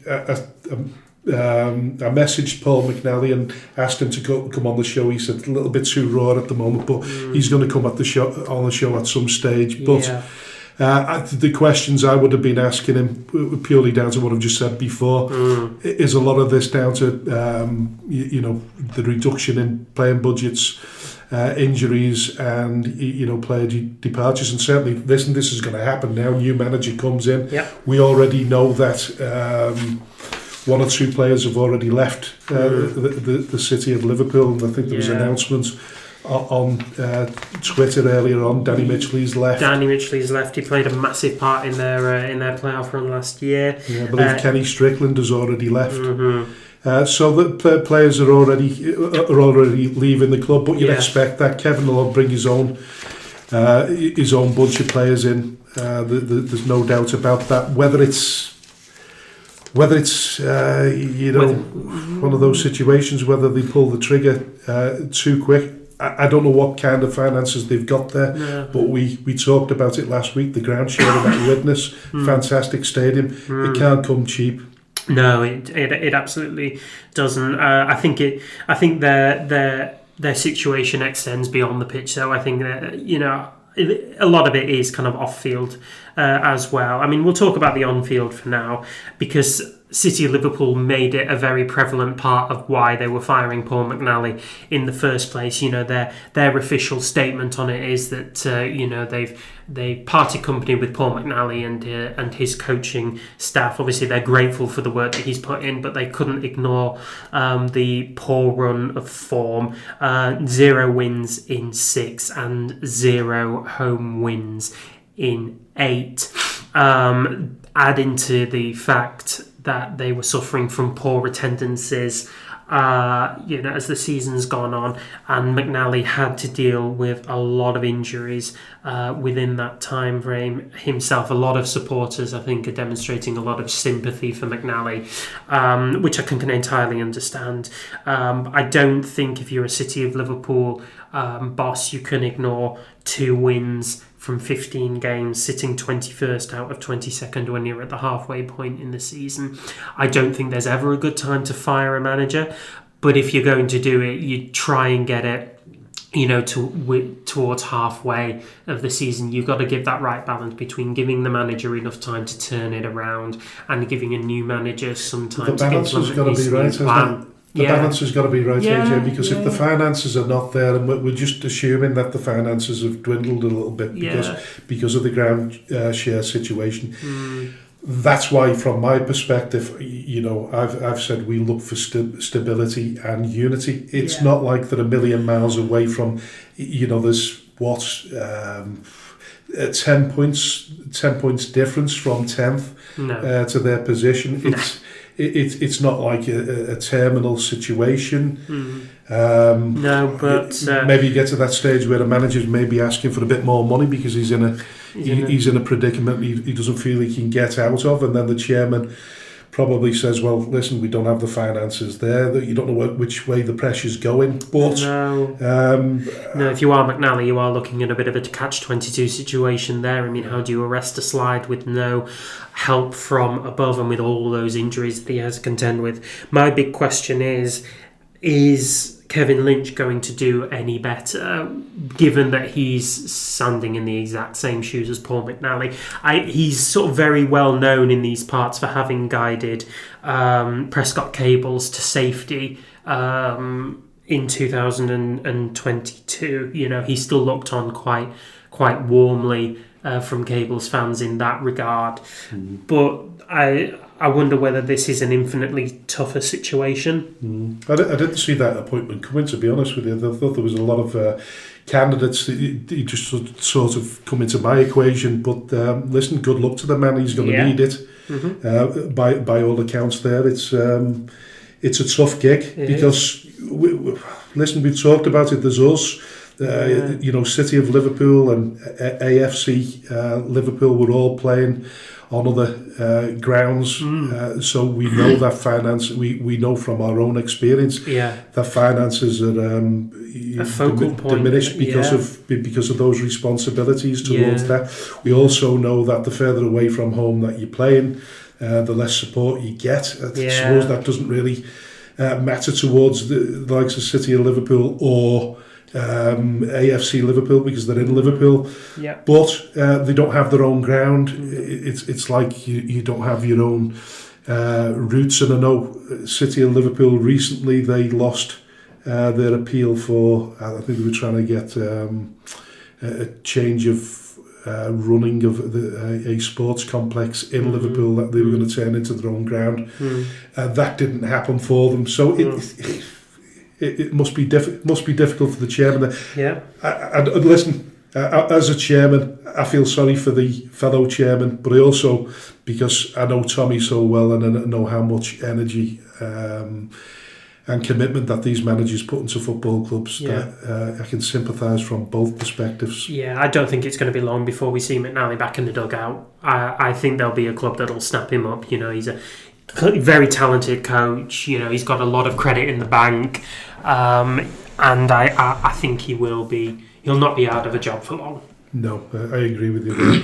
And hopefully, like I say, he'll probably come on the next few weeks, and listen, we try and get Kevin Lynch on and see what his objectives are now, and what he's been told he's got to do, or what he thinks he's capable of doing. That'd be interesting to know. Certainly will. Listen, we always surrounded by controversial issues before in the first half and now in this half. I wanted to touch on it over the Andy Barlow serving a 7-match stadium ban. I don't think we really discussed it, have we? And that was, not at length, no. It was an odd one, but it is. So he's not back. He's not due back now until the 7th of December. Now that's provided none of these games get cancelled in between, postponed. Yep. Now the question is, was the suspension excessive? Now, people will probably listen. We should have probably appealed it, but the process is draining and lengthy. We did it for Pascal Chimbonda, who last season received a 5-match stadium ban, which was later reduced to a 3-match ban, touchline ban. Now, arguably, the offence was similar, if not worse. But the appeal panel believed it to be too harsh on appeal. So why are the county FAs still dishing out unreasonable, lengthy bans? So you wonder whether it's personal sometimes. So you also wonder whether it's personal. I think the idea is that the county FA try and make an example out of situations like this to reduce the amount of behaviour that's coming out of this. Do you want to kind of give the listeners who don't know a bit of a background as to what Pascal did to earn his match ban? Because I have no idea what it was that he did, personally. It was a coming together, really. What he was trying to do at the time, Pascal was trying to get one of his players to stop arguing with another player, and he went over there to do that. Somebody from their bench, I think it was the physio, intervened and got in front of Pascal, and then it was pretty much a sort of forehead on forehead situation, and then there was a little bit of pushing on top of that. Yeah. So in many ways it was far worse, and it felt far worse because there was a huge commotion, and but you know, in the end they all shook hands at the end of it, and you know, they accepted that in the heat of the heat of the game. Which is exactly what happens. I mean, it goes back to what we were discussing with Steve about dissent. Dissent happens in the heat of the moment. So for those of you who don't know, Andy Barlow performed a similar act that Pascal did. He was arguing with an opposition coach at our match at Daisy Hill about 6 weeks ago. They've come together and they've touched foreheads. That's all there was. There was no headbutting. You know, there was no act of violence. Andy even the VO backed that up as well. Yeah, Andy simply leaned in, as their coach has done, and they touched foreheads. That's resulted in Andy being sent from the touchline. The difficulty for Andy at this point was that he was the sole member of the coaching team that was there on that game. You know, Tommy was on holiday. I think he was banned. Right, so Tommy was banned, and he had a stadium ban as well. So Tommy had the stadium ban at that time. It's like passing the baton, really. But Andy Gray wasn't there either. He was on holiday, so it was just Andy on his own, trying to oversee a game that was, you know, sort of getting out of our reach at this point. I think they were about 5-0 up by this point. And I think to be a coach at that stage in the game by yourself is an incredibly lonely place to be. He's got nobody to bounce ideas off. He's got no advice that can be taken on from Tommy or Andy. He's got to do everything entirely on his own. And I think when that scoreline is, you know, being faced in front of you, and you've got coaches across the dugout who are, you know, yapping, so to speak, you know, I think it does bring with it a reaction that is probably, it's very out of character for Andy. He's not like that at all. He's a very quiet, reserved guy. He lets his knowledge do the talking, really. But you wanted to see him as a player. Well, I think he's softened. He's ripened up in his old age. Sorry, Andy. But I believe the suspension is excessive. I think it's just been there to make an example out of Andy. In exactly the same way that it was for Pascal. And I think the red tape has been webbed to a point where it's just so difficult to manoeuvre and navigate that it also almost makes you feel like you shouldn't bother. Yeah, listen, I'm a great advocate of self-discipline, but even I've been tested, particularly this season. Yeah. And what I try to do is I try to listen to some of these self-help podcasts to learn to calm down and be able to reason much quicker. Not everybody has access to these podcasts. I suggest they have a little try of them, but yes, I think this one would definitely help to bring down the temperament of some people within the footballing community. Yeah. Just listen to us. Yeah. You'll be tired. Yeah, we'll put you to sleep if nothing else. But listen, we need to find a balance between discipline and letting a little bit go. What annoys me about it is that you see where it's actually on the football pitch, and I know what they'll turn around and say is that, listen, as a position as the manager of the day or the head coach or the assistant, you're in a position of responsibility, and therefore you should be passing that on to your players. Yeah. But we do see poor discipline on the pitch, which far outstretches what happened on that particular occasion. Now, I've not heard of any players receiving stadium bans. I'm pretty sure there are,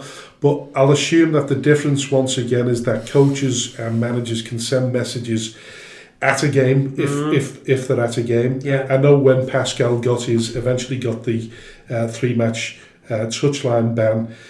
He was allowed to sit in the stand, but he wasn't allowed to talk or pass messages onto to the dugout. But I don't know whether he was allowed to use his mobile phone. I don't think he was. But I just can't see the difference in if. I'd like somebody to maybe explain to us messages or even offer to come onto the show. Somebody from the FA that can explain to us. What difference it makes between having a stadium ban and a touchline ban, because I'm not quite. I feel as though because of the level of football that we're playing at, we're getting punished because we don't have a crowd. Yeah.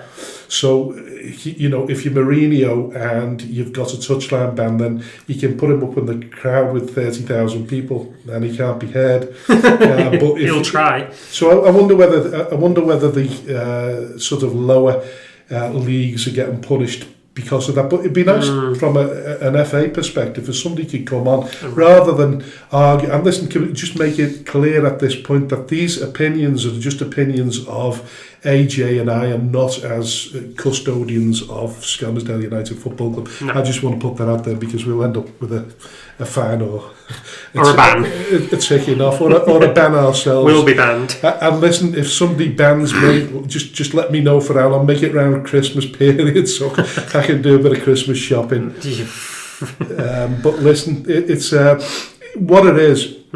It's a frustration. It is a frustration. It's a little bit like moaning about referees.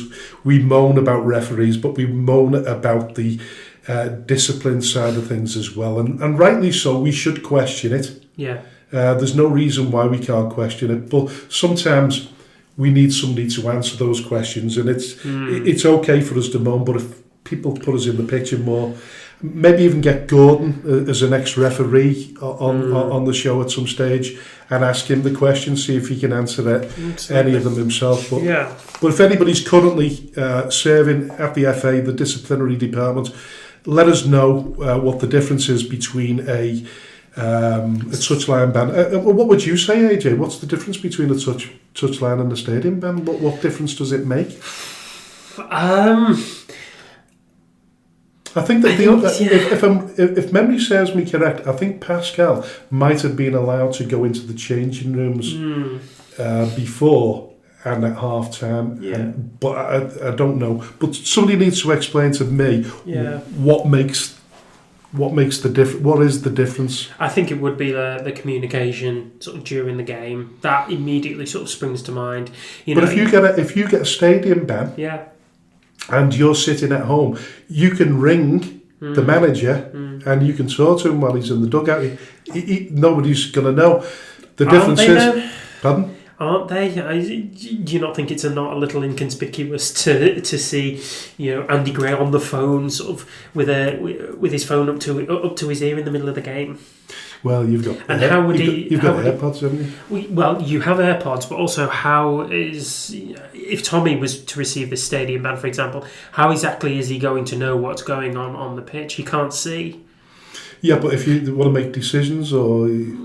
Yeah, but I mean, the decisions that affect the game that he can't see, it's almost like he's trying to affect change whilst blind.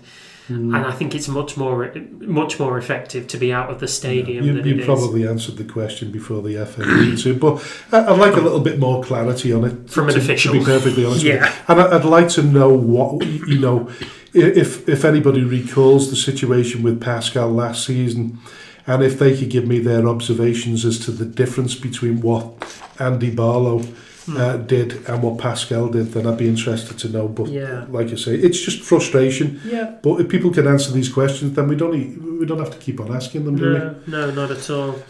So the last point that I think we're going to move on to is the FA Cup, isn't it? Yeah, we're going to talk about the FA Cup before we round up the North West counties. Yeah. As we do in our final part of the show. But we talk about surprises. The FA Cup is a wonderful competition. Yes, it is. Now, what we're trying to highlight now is that some teams were unfortunate in that they missed out on lucrative replays. Yes. Now, that has a significant impact on finances, and one of your favourite journalists, Henry Winter. Henry Winter, the chief football writer for the Daily Telegraph. Do you want to read out what he said? Yeah, so this is a post from Henry Winter on X regarding the FA's decision to scrap FA Cup replays. I'll read it you verbatim. The FA agreed to scrap FA Cup replays because of expanded European demands on 7 elite Premier League clubs who don't enter the Cup until the third round anyway, have big squads, and some will go on post-season tours or to the FIFA Club World Cup. Such a senseless, heartless decision highlighted this weekend with non-league clubs like Weston-super-Mare, Hednesford Town, Guiseley, Southend United and others denied a replay, a chance of more revenue and potential memories for a lifetime. The Cup is a great competition, a historic institution that should be cherished and better protected. The game is about David as well as Goliath. Right, and he's right in what he says? I believe he absolutely is correct, yeah. This is something that I was thinking about before we started recording, is why exactly the FA have deemed it fit to scrap replays, and it is because of the demands on the European circuit, from the expansion of the Champions League and the Europa League into a more league table format. They've also doubled the amount of clubs into the competition as well, which makes more of a demand on travel time, matches as well. Players are having to travel more frequently and at further distance than what they would in a four league group prior to the knockouts. And I think it all comes down to how much profit you can turn at the top end of the table. So when are the replays put back into force? What round did they come back in? I think it's towards the knockout. Isn't it towards the quarters? I'm not too sure. I'm just looking now. Yeah, we'll look at this because obviously we're quite clearly clued up on all matters before we record. Well, I had it in my head. That's why I didn't look at it. I had it in my head that it was up to the 5th round, and I was thinking to myself, well, if that was the case, then you would absolutely be able to afford these clubs. Well, the Premier League teams don't come in till the 3rd round. The 3rd of January, around about roughly the first week in January, isn't it, the 3rd round? That's right. So, okay, arguably, if it's down to the European competitions, why don't we put the teams that are in the European competitions, why don't we place them into the 5th round rather than the 3rd?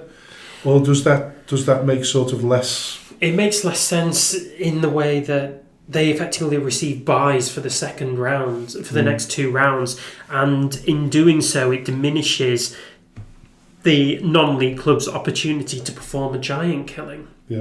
Yeah, I mean, I remember 2005 when Exeter City, they were a non-league club back then, and they went to Old Trafford and they drew with Man United, got an amazing replay opportunity, back at their ground. United won 2-0, but Exeter's finances from tickets and TV as well, because I watched the replay on the BBC. They will have had a really decent source of revenue from that one. Now, I'm not suggesting that the non-league clubs will have TV priority once they get to the 3rd round, unless they draw a big club.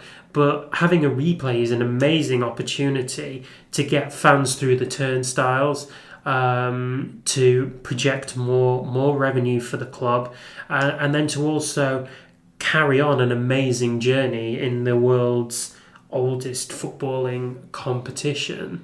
And to siphon that off kills any opportunities that you've got of having a David versus Goliath face-off, in which David is, very much, within himself to win. Well, I've mentioned Bearscough Football Club going back a few years ago now, but they beat Gillingham in the 1st round of the FA Cup. Yeah. Incidentally, Andy Barlow played in that game, believe it or not. The 2nd round, they played, what's the team in the Midlands? God. Burton Albion. So they got Burton Albion in the next round. They had issues with their pitch because I think their stadium was relatively new at the time. So their game was postponed on the Saturday. So the draw for the FA Cup took place, and they drew Manchester United. Wow. Now, my argument is that they didn't get any further when they had the game on the Tuesday. They lost. Yeah. But had they have got Manchester United, and dare I say, had they have managed to get a draw, then the lucrative idea of having another sellout crowd at Old Trafford, the amount of money that could be amassed from that. Oh, that would have secured Bearscough's solvency for decades. Yeah.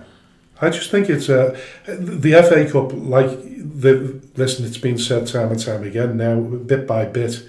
It's not what it was. I used to watch the build up on a Saturday morning. Yeah. I don't bother. It's not got the same appeal to me, unless it always has done from a non-league perspective. Oh yeah. But from a less Everton go on to win the FA Cup, then I'm happy. But I have to say, the appeal of the FA Cup is always, for me, even as far back as when I was a kid, was always what non-league football clubs were capable of doing, and all the giant killing. We talked about Blythe Spartans and we did. Marine as well, with their game against Tottenham. It's these kind of opportunities that don't come around very often for non-league clubs.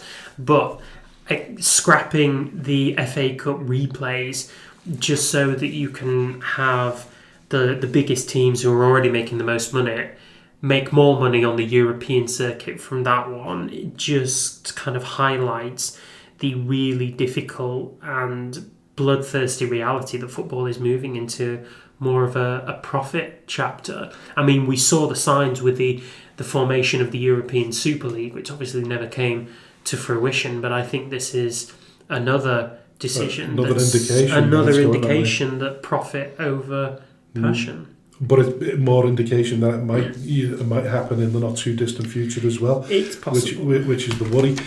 In terms of, it was said it's the death of the of club football's most prestigious cup tournament. Absolutely. It's not quite that, but it's getting that way. How much worse do you think it can get? Do you think we're going to come to a stage where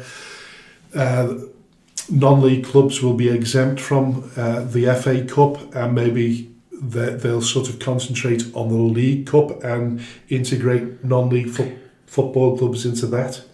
I think that's a possibility. Yeah, I do wonder how long it'll be before the exemptions sort of apply even further. This season Skelmersdale United did not contest any part of the FA Cup, did it? No. We were too low. We knew at the beginning of the season that once you get down to step 6, you don't get to play in the FA Cup. You get to play in the FA Vars. Yes, you do. Which is it's still an honourable trophy in itself. With just as much desire to win it as there should be. I'm not undermining the Vars at all, but it's not the FA Cup, and what the FA Cup brings with it is a special kind of fairy tale joy, and I think we having just talked about Skelmersdale United not being able to compete in the FA Cup because we're too low. I think that's set a bar. The bar is step 6, and I wonder soon how long whether the FA will move that bar towards being step 5 and then step 4, and then setting the bar too high. If they start doing that. It will be, and it'll kill off the love of the FA Cup purely for these David and Goliath moments. These moments in sporting history that come around once every blue moon. I mean, we saw it a few years ago with Lincoln City's amazing run to the quarterfinals. We saw it when Sutton United beat Spurs in '89. We saw it when Exeter took United to a replay. We've seen it time and time. Saw it with Havant and Waterlooville when they went to Anfield and they had Alfie Potter on the wing, who then became known as Harry Potter.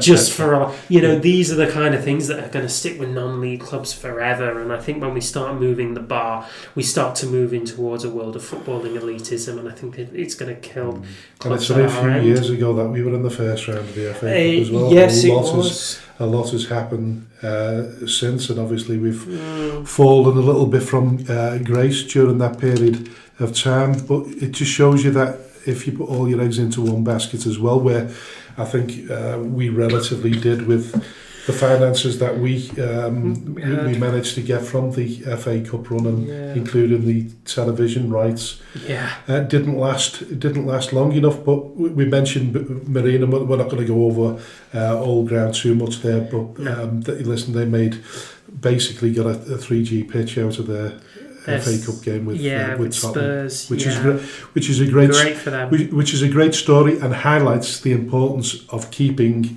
the traditions of the FA Cup. Yeah, the traditions of the FA Cup alive. Absolutely. Because without it, we'd all struggle. Listen, if we'd have been in the FA Cup, I'm not saying we'd have done anything this season, but it might have been the difference between getting a few rounds under your belt, getting a few £1,000, and helping, towards getting us out of the position that we're in. Or we might not have been in the position we're in right now if we'd have managed to get a few bob. That was a lifeline for us that was taken away, but we knew it. We can't moan over that. We knew that when we dropped, we weren't going to be in the FA Cup. But that's what that is. Now, listen, moving on to our final part of the show, which is the results and forthcoming fixtures. The North West Roundup, yes. The North West Counties Roundup. Ramsbottom had to settle for points at Glossop, as we mentioned before, but with 4 points out of 6 over the last games, Bury have maintained the pressure. So it's It's a case of just Ramsbottom doing what they can do without worrying too much about what Bury are doing. So we sort of looked at that there.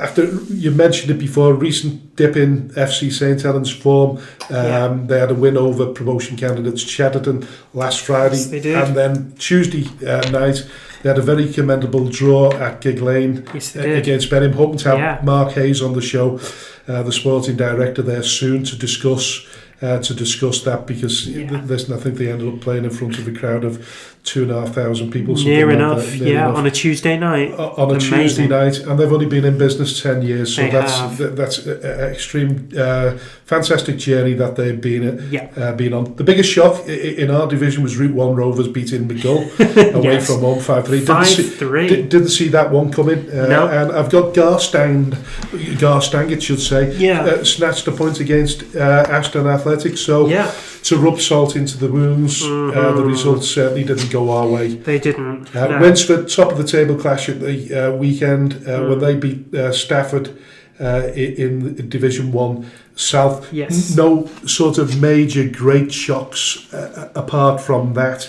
Not particularly, no. I'm just going through the results right now. So we'll start in the in the Premier Divisions. Obviously, Frank's talked about FC St Helens. Very, very good result for them away at Bury in front of 2,500. West Didsbury and Chorlton doing business away at Squires Gate. Charnock Richard beating Barnoldswick. Glossop North End, a great result for them in the Derbyshire Senior Cup second round. 5-0 win away at Dronfield Town. That was quite a trek for them on the midweek. Yeah, very much so. But Lewis Riley got a hat-trick out of it, and Tom Lawless got 2. So I'm sure they in particular will be absolutely fine with that result. Chadderton... they dropped points on Monday Night Football. They lost 3-2 away at Stockport Town. I mean, Stockport, there's, they're sitting in 9th place. They're a good team, and they got the result there when they needed it. So Chadderton will be sort of kicking themselves a little bit. The gap between themselves and Ramsbottom is now 6 points, having played the same number of games. So Bury breathing down their necks, and Lower Breck as well. They're not out of the picture by any stretch of the imagination. I'm just having a look for their result now. We're looking at midweek there. Did they play midweek? Doesn't look like it. That doesn't look like Lower Breck played this week, so they've sat back and watched that result unfold. They'll be very pleased. Yeah, they played Friday the 1st. They played Bearscough, didn't they? They Bearscough. We'll come to Bearscough in a minute. But one of the other results there, that Cohen picking up a point against Remacher. Remacher a little bit further above them, just a little bit, but that's stable. The signs are there that they managed to get a point. Yeah, there's some fight in Colne. Yeah, they actually took the lead, held it to half time, and then Litherland equalised sort of very early on in the second half. It's played out to a draw.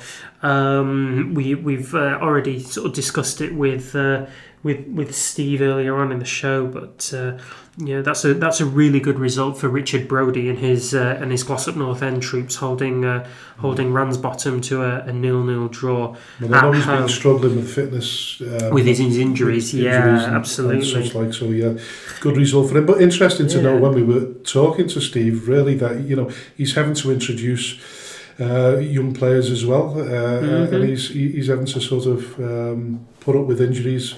Yeah.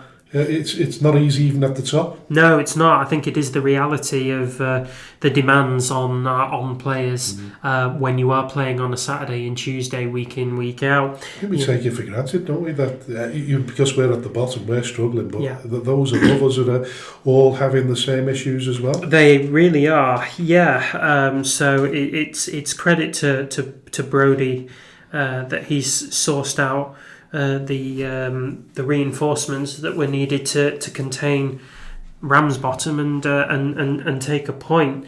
That's definitely a point that stood them in good stead. They are 18th. They've consolidated 18th. I don't think they're looking over their shoulder towards the bottom end of the pack. No. They've got 2 games in hand on Burscough.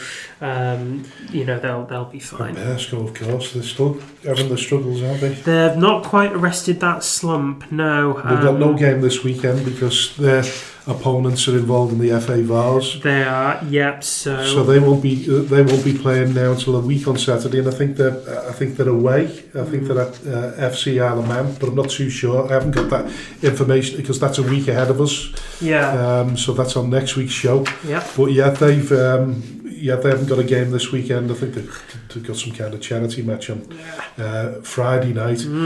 But it doesn't seem to be going all their way at the moment. No, not entirely. They've had a couple of results that have just about gone their way, or they've experienced a defeat. As we said, their last result was a 4-2 loss away at Lower Breck. So they'll have to take that week to just kind of reset, reassess, and arrest that slide. Moving on to our division, of course. First Division North. We obviously lost. We did. Some interesting results there. Yeah, Ashton Town beat Baker Borough 4-2. I didn't think they'd have it that easy, but I did predict the win, by the way. Did you? Yes. I think I might have gone for a home win, actually. I mean, given how Baker played against us, I think I probably could have reasonably predicted a home win for Ashton Town.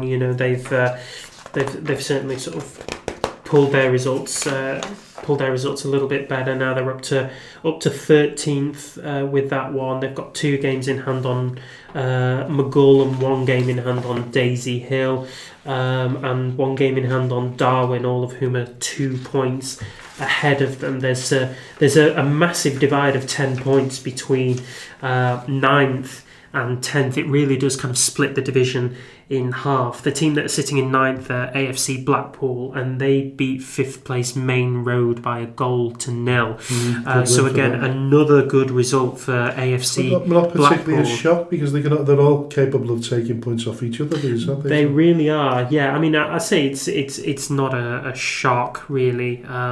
It probably isn't in the grand scheme of it, but we can't knock AFC Blackpool's good run of late. The pick of the games of the First Division North was undoubtedly the top of the table clash between first place Atherton LR and second place Holker Old Boys, and as we both predicted, Atherton LR came out on top in that game, won by 2-0.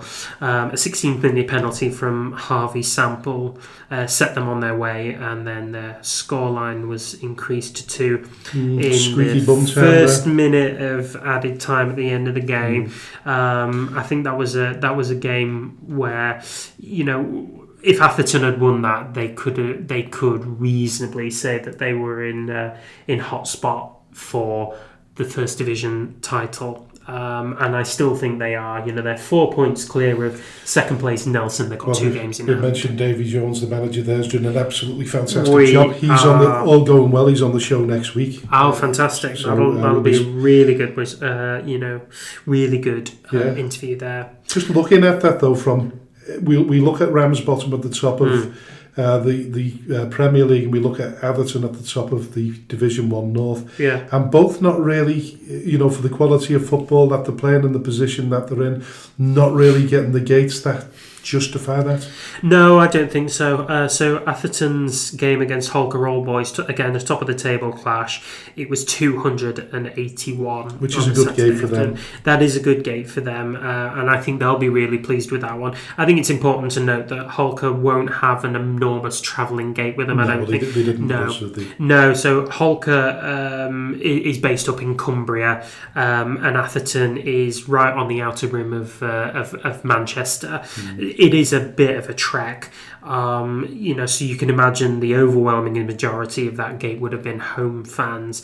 I think it'll be an awful lot of a different case if they play somebody like Exton, Villa, Main Road, Ashton, places like that, where you can command a better gate and better support from the away fans. And I think once they move up, if they move up into the Premier Division next year, they'll be commanding even higher gates than that. And that's, I think, all credit is due there, and I hope very much they get it. That's my biggest worry, though, for them. A little bit like Skem, when they were doing really well.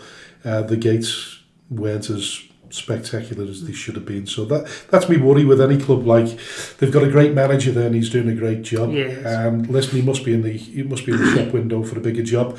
And I'm not suggesting that people should be cherry picking managers, but listen, he's there. I mean, if you're going to go for one, you go for the guy who's is he unbeaten the entire season? Near enough. They may have only lost one game. Well, he's about 28 or something like that. Yeah, I can't he's remember. dead young. Yeah. He's working I knocked wonders. a few years off him there, like, but I know the way that check for them grey hairs. Well, he'll thank me for that when listen, he won't have any hair if football's anything to go. Were you looking at my hair? Not. Yeah. So, listen, the Garstang Ashton Athletic, that surprised me a little bit. Jamie Nicholson did us a favour by getting it back to 1-1, but they couldn't quite beat them, and that was a bit of a shock result for me. I thought Ashton Athletic could do the business there, but they didn't. Yeah. So, between that result and McGull's loss to Route 1 Rovers, that was a tremendous result for the Route 1 boys. And it's put a 10-point gap between us and them. There's a 10-point buffer between us and Garstang and Route 1, both of whom have games in hand on us as well. Yeah, it's sort of a really, really difficult situation that we're in. But I mean, you've got to give credit to Garstang and Route 1 where it's due. They've done the business where they've been able to, and fair play to them. I suppose we're sort of quite grateful that Droyle's done. Did the business at Steeton. That's a good crowd for Steeton, actually. They got an attendance of 177. They are by far and away sort of the team that are well out of the way, geographically speaking. They're based over in Bradford. It is a bit of a long journey. It's one that doesn't really command any noise. Steeton. Route 1 Rovers. I think they do, actually. They're both placed over in Bradford. I should have checked on that one. But you would hope that Droylsden will have brought a decent crowd with them, because I think Steeton tend to average about an 80-plus crowd on any given day. So, they've done the business there. Steeton slowly starting to trickle towards the bottom end of the table, and we still have to play them twice. Yeah, listen, we've said it before, we just got to concentrate on what we can do. Absolutely, and we absolutely will. So we'll move to the First Division South, and again we had a top of the table clash that was undoubtedly the pick of the games. Really, it was Stafford Town at home to Winsford United. Stafford looked like they were running away with the league at one point. They were 4 points clear of second place Alsager Town. Winsford have turned up and they have won 3-2. A goal 1 minute from time from Rhys Davis settling matters. That's a great result for Winsford, and indeed that lifts them up to second place, 4 points clear of Alsager in third, and 2 points behind Stafford. So I think where we thought that Stafford might run away with it, it's actually looking to turn into a bit of a two-horse race. Alsager themselves, like we said, they drew 2-2 away at they're still not out of the equation now. No, of course they're not. It depends on the new management team. I think it really does, yeah. Wolverhampton sporting community, again, it's one of those places that's really quite out of the way, and it's proven in their attendance. 34 turned up for that game, and a Kieran Ham double for Alsager sort of salvaged a point for them. What are we looking? Sandbach are on a really decent run of form. Obviously, they had that emphatic win, in midweek in the in the cup. They followed it up with a 4-1 win over Stockport Georgians. Ben Greenup grabbing a couple for himself there, and they've shifted themselves up to 6th place, with every possibility of breaking into the top 4. Yeah. Yeah, and like we said before, Runcorn Town had a couple of good results, and it's they sort of steadied themselves a little bit now, and it's they have that gap between the bottom and the second from bottom, third from bottom. There's only 4 or 5 points in it. 4 or 5 points in it, yeah. So Wolverhampton Sporting Community are down there. They're in 16th out of 18 teams. Runcorn didn't play this weekend, from what I'm seeing. No, they didn't. No, neither did Shawbury, actually. So it was just that result for Wolverhampton, which is just lifted them a point clear of Shawbury and 5 points clear of Runcorn, but still very much everything to play for down there. Yeah, definitely. And just looking at Runcorn, I mean, Runcorn have gone through some changes in management this season. It doesn't always bode well, but it seems to be, in their case, it seems to be helping a little bit. I think it did. Well, Maybe a bit too early to say. It could be. I mean, their new manager's been in place for, what is it now, about a month? Yeah. You wonder whether that's early enough that they've been able to affect change the way that they've wanted to. And talking about crowds, once again, the likes of Runcorn Town and FC St Helens, we mentioned Ramsbottom and Atherton LR. In terms of crowds, they don't get particularly good gates, do they? Ramsbottom are doing all right, I suppose. In terms, they're averaging around about 300, which is decent. It probably all depends on what your local population is. As Steve said before, they've got Berryford, 4 miles down the road. That's not easy for them. But the reason I'm coming back to that is I'm looking at FC St Helens, and FC St Helens are definitely fighting well above their weight. And if you're looking at an Achilles heel at any football club, you look at these clubs that are really run, and it's extremely well run. It is. But they're not getting the crowds they deserve. No, they're not getting the crowds. I mean, we went There's a few clubs in St Helens, and I believe St Helens Town, who are in the Cheshire League, are probably getting bigger gates than both Pilks and FC St Helens. But, if you look at AFC St Helens, I mean, we went there during pre-season. Lovely setup. It was a beautiful pitch and a lovely big clubhouse. Massive TV screens, a great big bar, loads of seating area, but the parking's atrocious. So the parking, the stadium itself is right next to a housing road. Didn't you? FC St Helens? Yeah, I had to park on the road. Oh, right. They've got a sizable car park. Have they? Yeah, where there's 2 sets of turnstiles, isn't there, I think? There's one by the clubhouse, and then there's one further opposite the main stand. Right. There. Maybe you didn't family.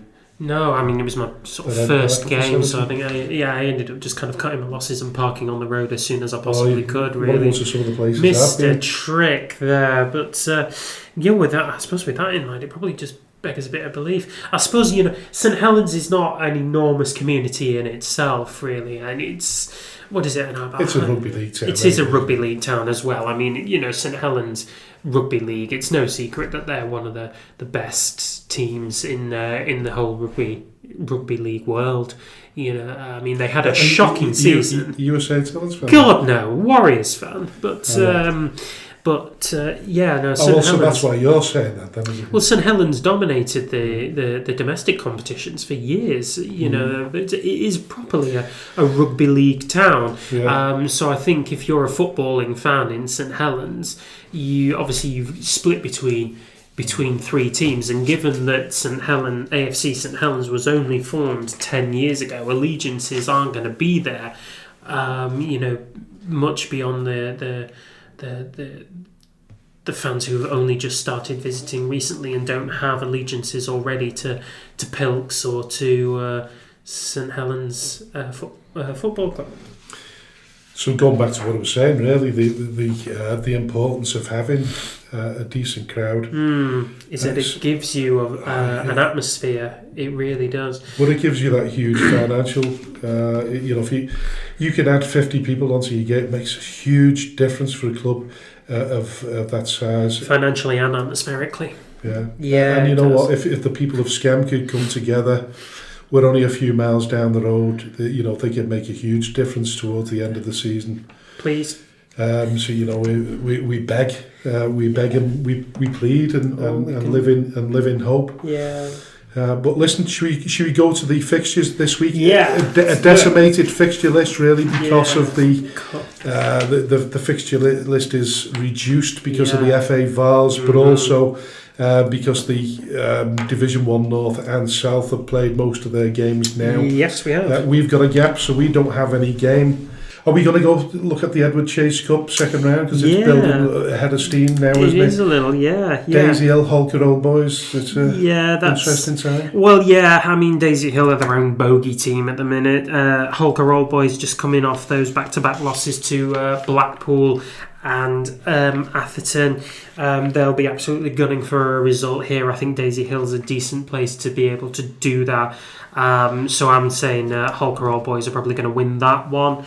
Then you've got Droylsden against Exton Villa. So Droylsden got that absolute cauldron of the Butchers Arms Stadium.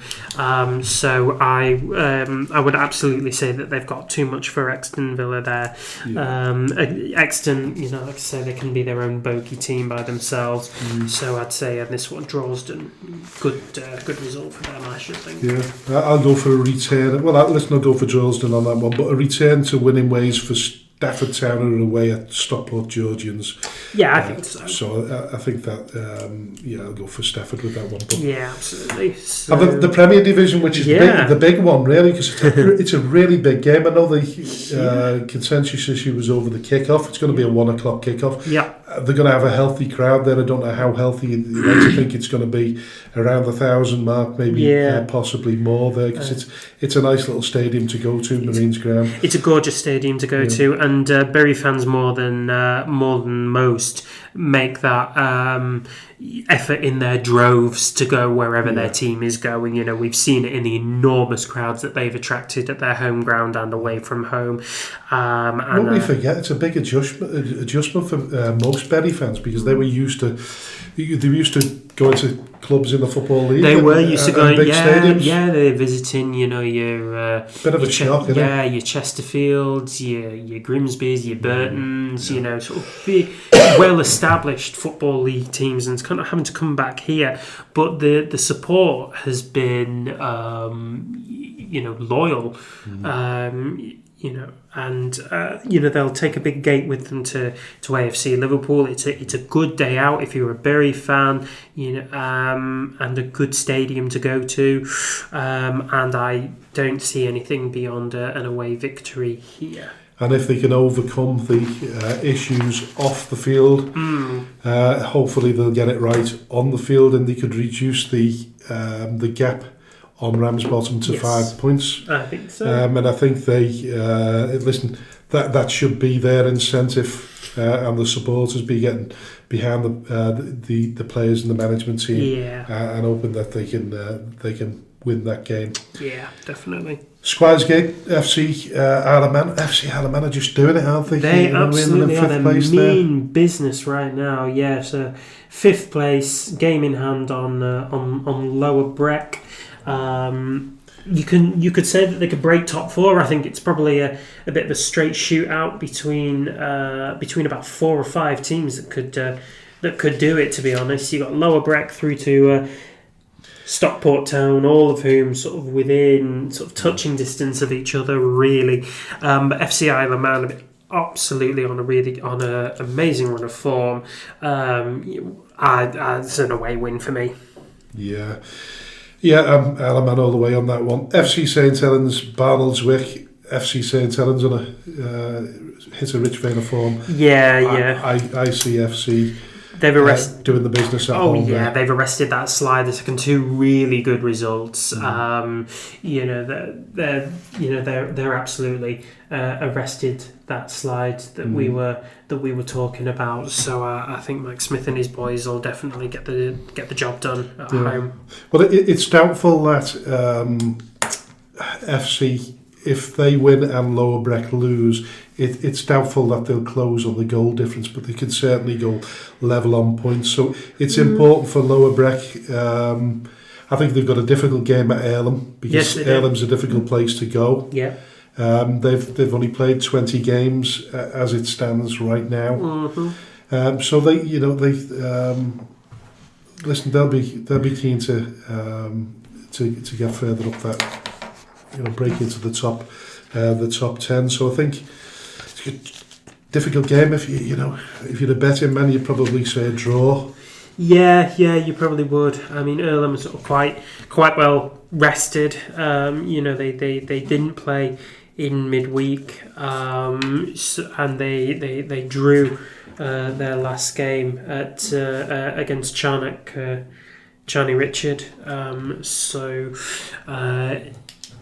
Yeah. Are you going for a draw? I would say a draw as well between Earlham and Lower Breck. Yeah. Longridge, Glossop North End. Now, Longridge can pull off some crazy results from time to time. Yeah, they can.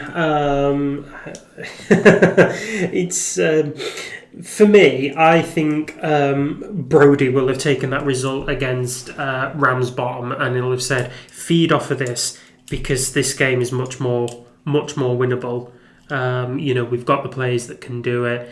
Even with all the injuries that he's got to contend with, he's still got a result against Ramsbottom.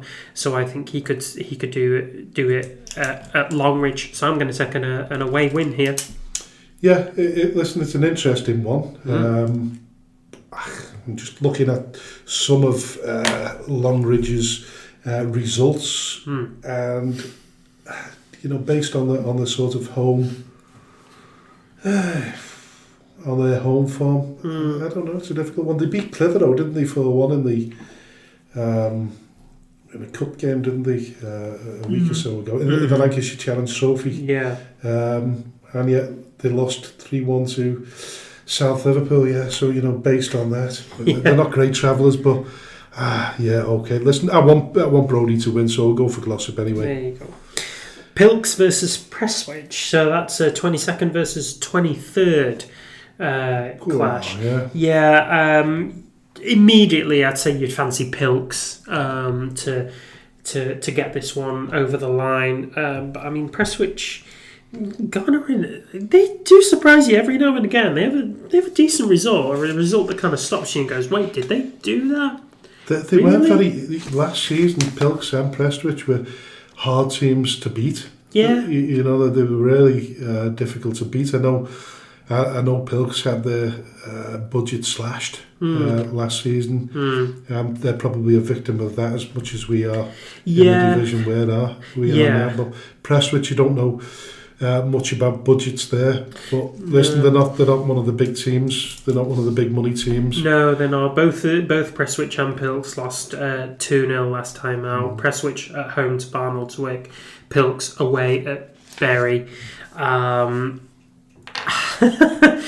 It's a really odd one because they're right next to each other, so you immediately think, well, possibly a draw, but then Pilks do surprise you, but then Prestwich do surprise.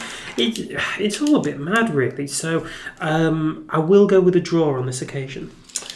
Yeah, I think that's probably a good shout on that one because there's not much between them. I think Prestwich will feel as though it's a must-win situation because they're 5 points behind. And they've already played 2 games more than Pilks, so they have. And listen, if it's anything to do with squeaky bums, Pilks might just, because of the home advantage, pull that one off. So, and Colin sort of breathing down the necks as well. I'll go for a draw, like you said there, and then Stockport Colne. Stockport Town versus Colne. So Colne obviously had a decent couple of results of Colne of late. Stockport Town. 9th place, doing bits quietly, not spectacularly. You'd fancy Stockport on this occasion. Yeah, definitely. I'm going for Stockport on that one. I can't see them getting out of that. But listen, it always throws up 1 or 2 surprises. That could be the one. Yeah. And the only sort of game that has survived. There's 2 games surprisingly that have survived in the North and South divisions. Yeah. Steeton versus Ashton Athletic, which is an interesting one. It's a very interesting one. Again, Ashton, we were saying, sort of their own bogey team by themselves, really. You'd sort of fancy them to get back to winning ways away at Steeton. I would say an away win on this one. Yeah, just thinking about that though. Didn't Steeton play Ashton Athletic? No, it was. Who was it? It was Garstang, wasn't it? So yeah, listen, anything can happen there because Steeton, Ashton Athletic. Well, Ashton Athletic got caught, didn't they, by Garstang? They did. So difficult one. That listen, knowing our luck, Steeton will win. But no, listen, I'm going for the Ashton Athletic. Yeah, I've got to, just purely based on interests. Interests. Shawbury, Runcorn Town, bottom of the table versus second bottom. Now this again is a brilliant game to watch. Considering Runcorn, arresting that slide very much. In the last few games, had that great result against Alsager. I think they'll be riding high on this one. Shawbury.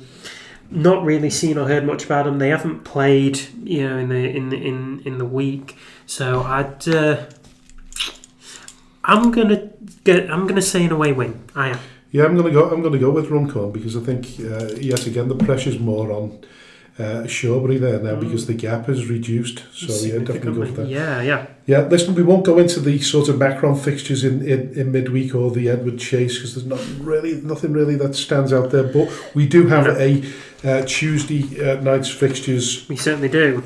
With a couple of interesting ones. Obviously, Bury in the Premier Division, they played Charnock Richard. Yeah. FC St Helens against Glossop. Earlham versus West Didsbury. And then in the First Division North, we have Atherton LR versus Ashton Town. Yeah. That one in particular is a huge game for both clubs. Yeah, it is. Yeah, so it gives Atherton a really good opportunity to tighten their grip on first place. As we mentioned earlier, they're ahead of Nelson in second place by 4 points. They've got 2 games in hand on Nelson.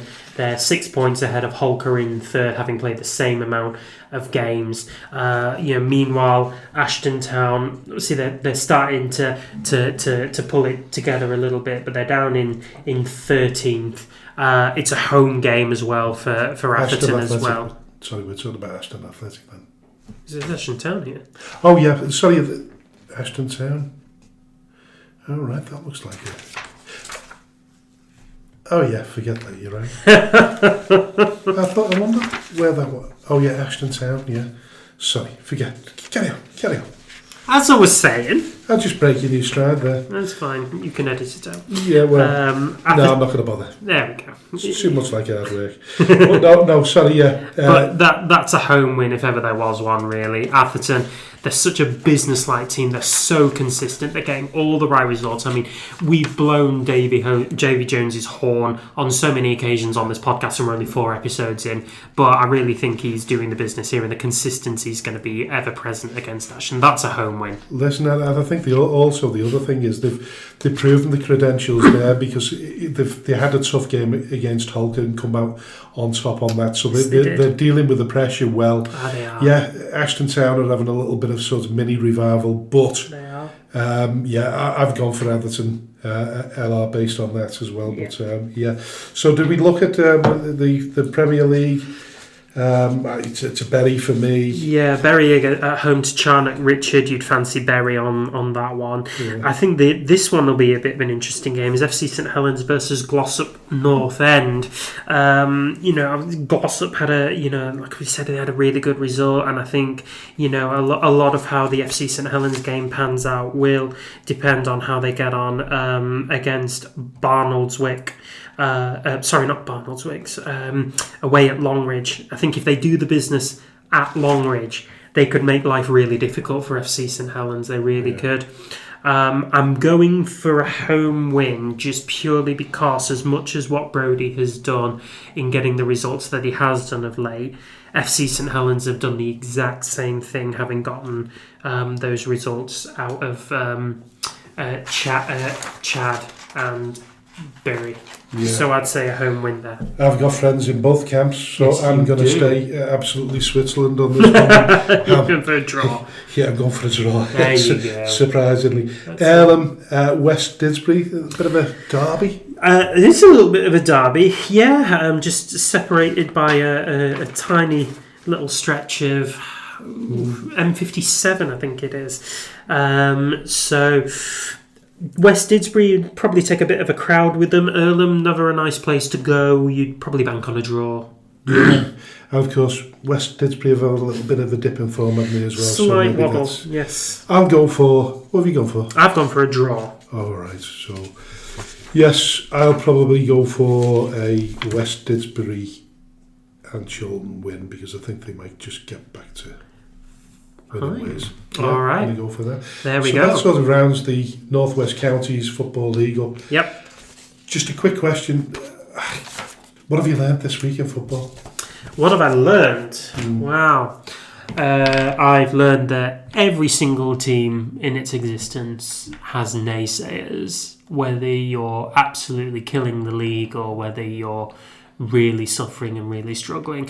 And it's really important that as a club you look at the bright spots within your own season, because they are there and every team has them. I've also learned that sin binning does happen. I'm still not sold on it, but if someone as experienced as Steve Wilks is telling me that sin binning is a good thing, then I'll take his word on it. I mean, the statistics that he pointed out, it's an enormous drop in the amount of dissent that's going on, and fair enough. If it's working, then it's working. It's hard to argue with that one. I'm also learning that football is shifting towards profit over passion, and that's something that seriously needs arresting. Which is affecting the lower leagues. It is absolutely affecting the lower leagues, and it could affect us to a point where we just get wiped out, or we struggle to deal financially with what we're trying to contend with. And I've learned at times I've got to the lowest point in all the years of being involved in football, and you do question your sanity and whether you should carry on doing it. I've said before, I have broad shoulders. I think it's the people around me that it affects. I think what I would like to say to people is that rather than set rumours out, and I've heard a few this week, some of them quite unsavoury, I'd say, listen, just speak to any member of the club. We're all passionate, but we're all equally honest, and we'll tell you the truth. Yeah. I've been told I said things that I didn't say. I'd just like to make a point that when we've had these open discussions and meetings, the questions that they're asking now weren't asked at the time, but they were also highlighted. We mentioned that we our aim was to get back to Skem as soon as we could.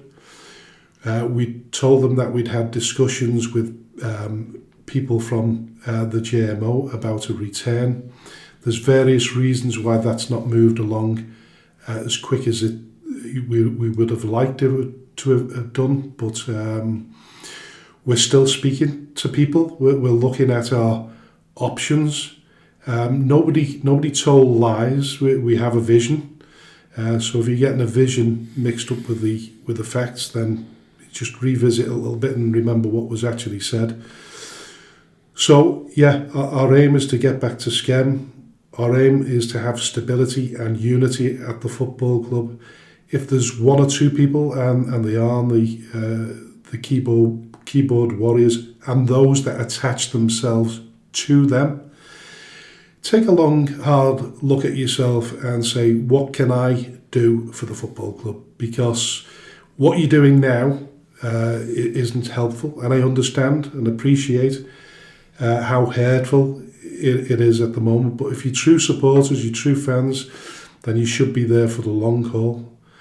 So get back down, start watching and supporting the football club again, and the hope is that the stability will return. The people that are there now, we have the unity, we feel that. We're friends, we've got to know each other really, really well.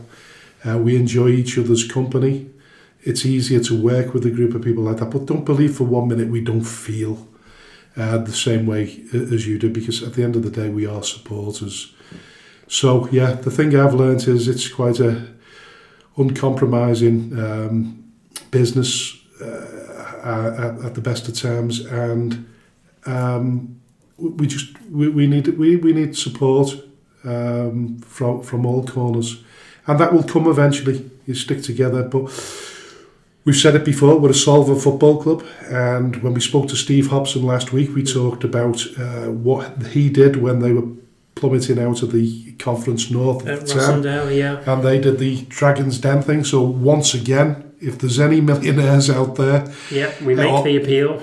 Any enthusiasts, any volunteers that think that they can, come up with better fundraising schemes than we've currently attached ourselves to, then please come along. Any help you can give to the football club. But like I say, I've learned that the darkest days and the deepest and lowest moments that I've come to, I'm still here. Tommy's still here. The rest of my committee's still here. We're unified, and we go again. Amen. Yeah. Right, that rounds off episode 4 of the Speaking Frankly Football Show. Please remember to like the podcast and subscribe on whatever platform you receive your podcasts. Thank you so much to our guest today, Steve Wilks, for his time and his perception.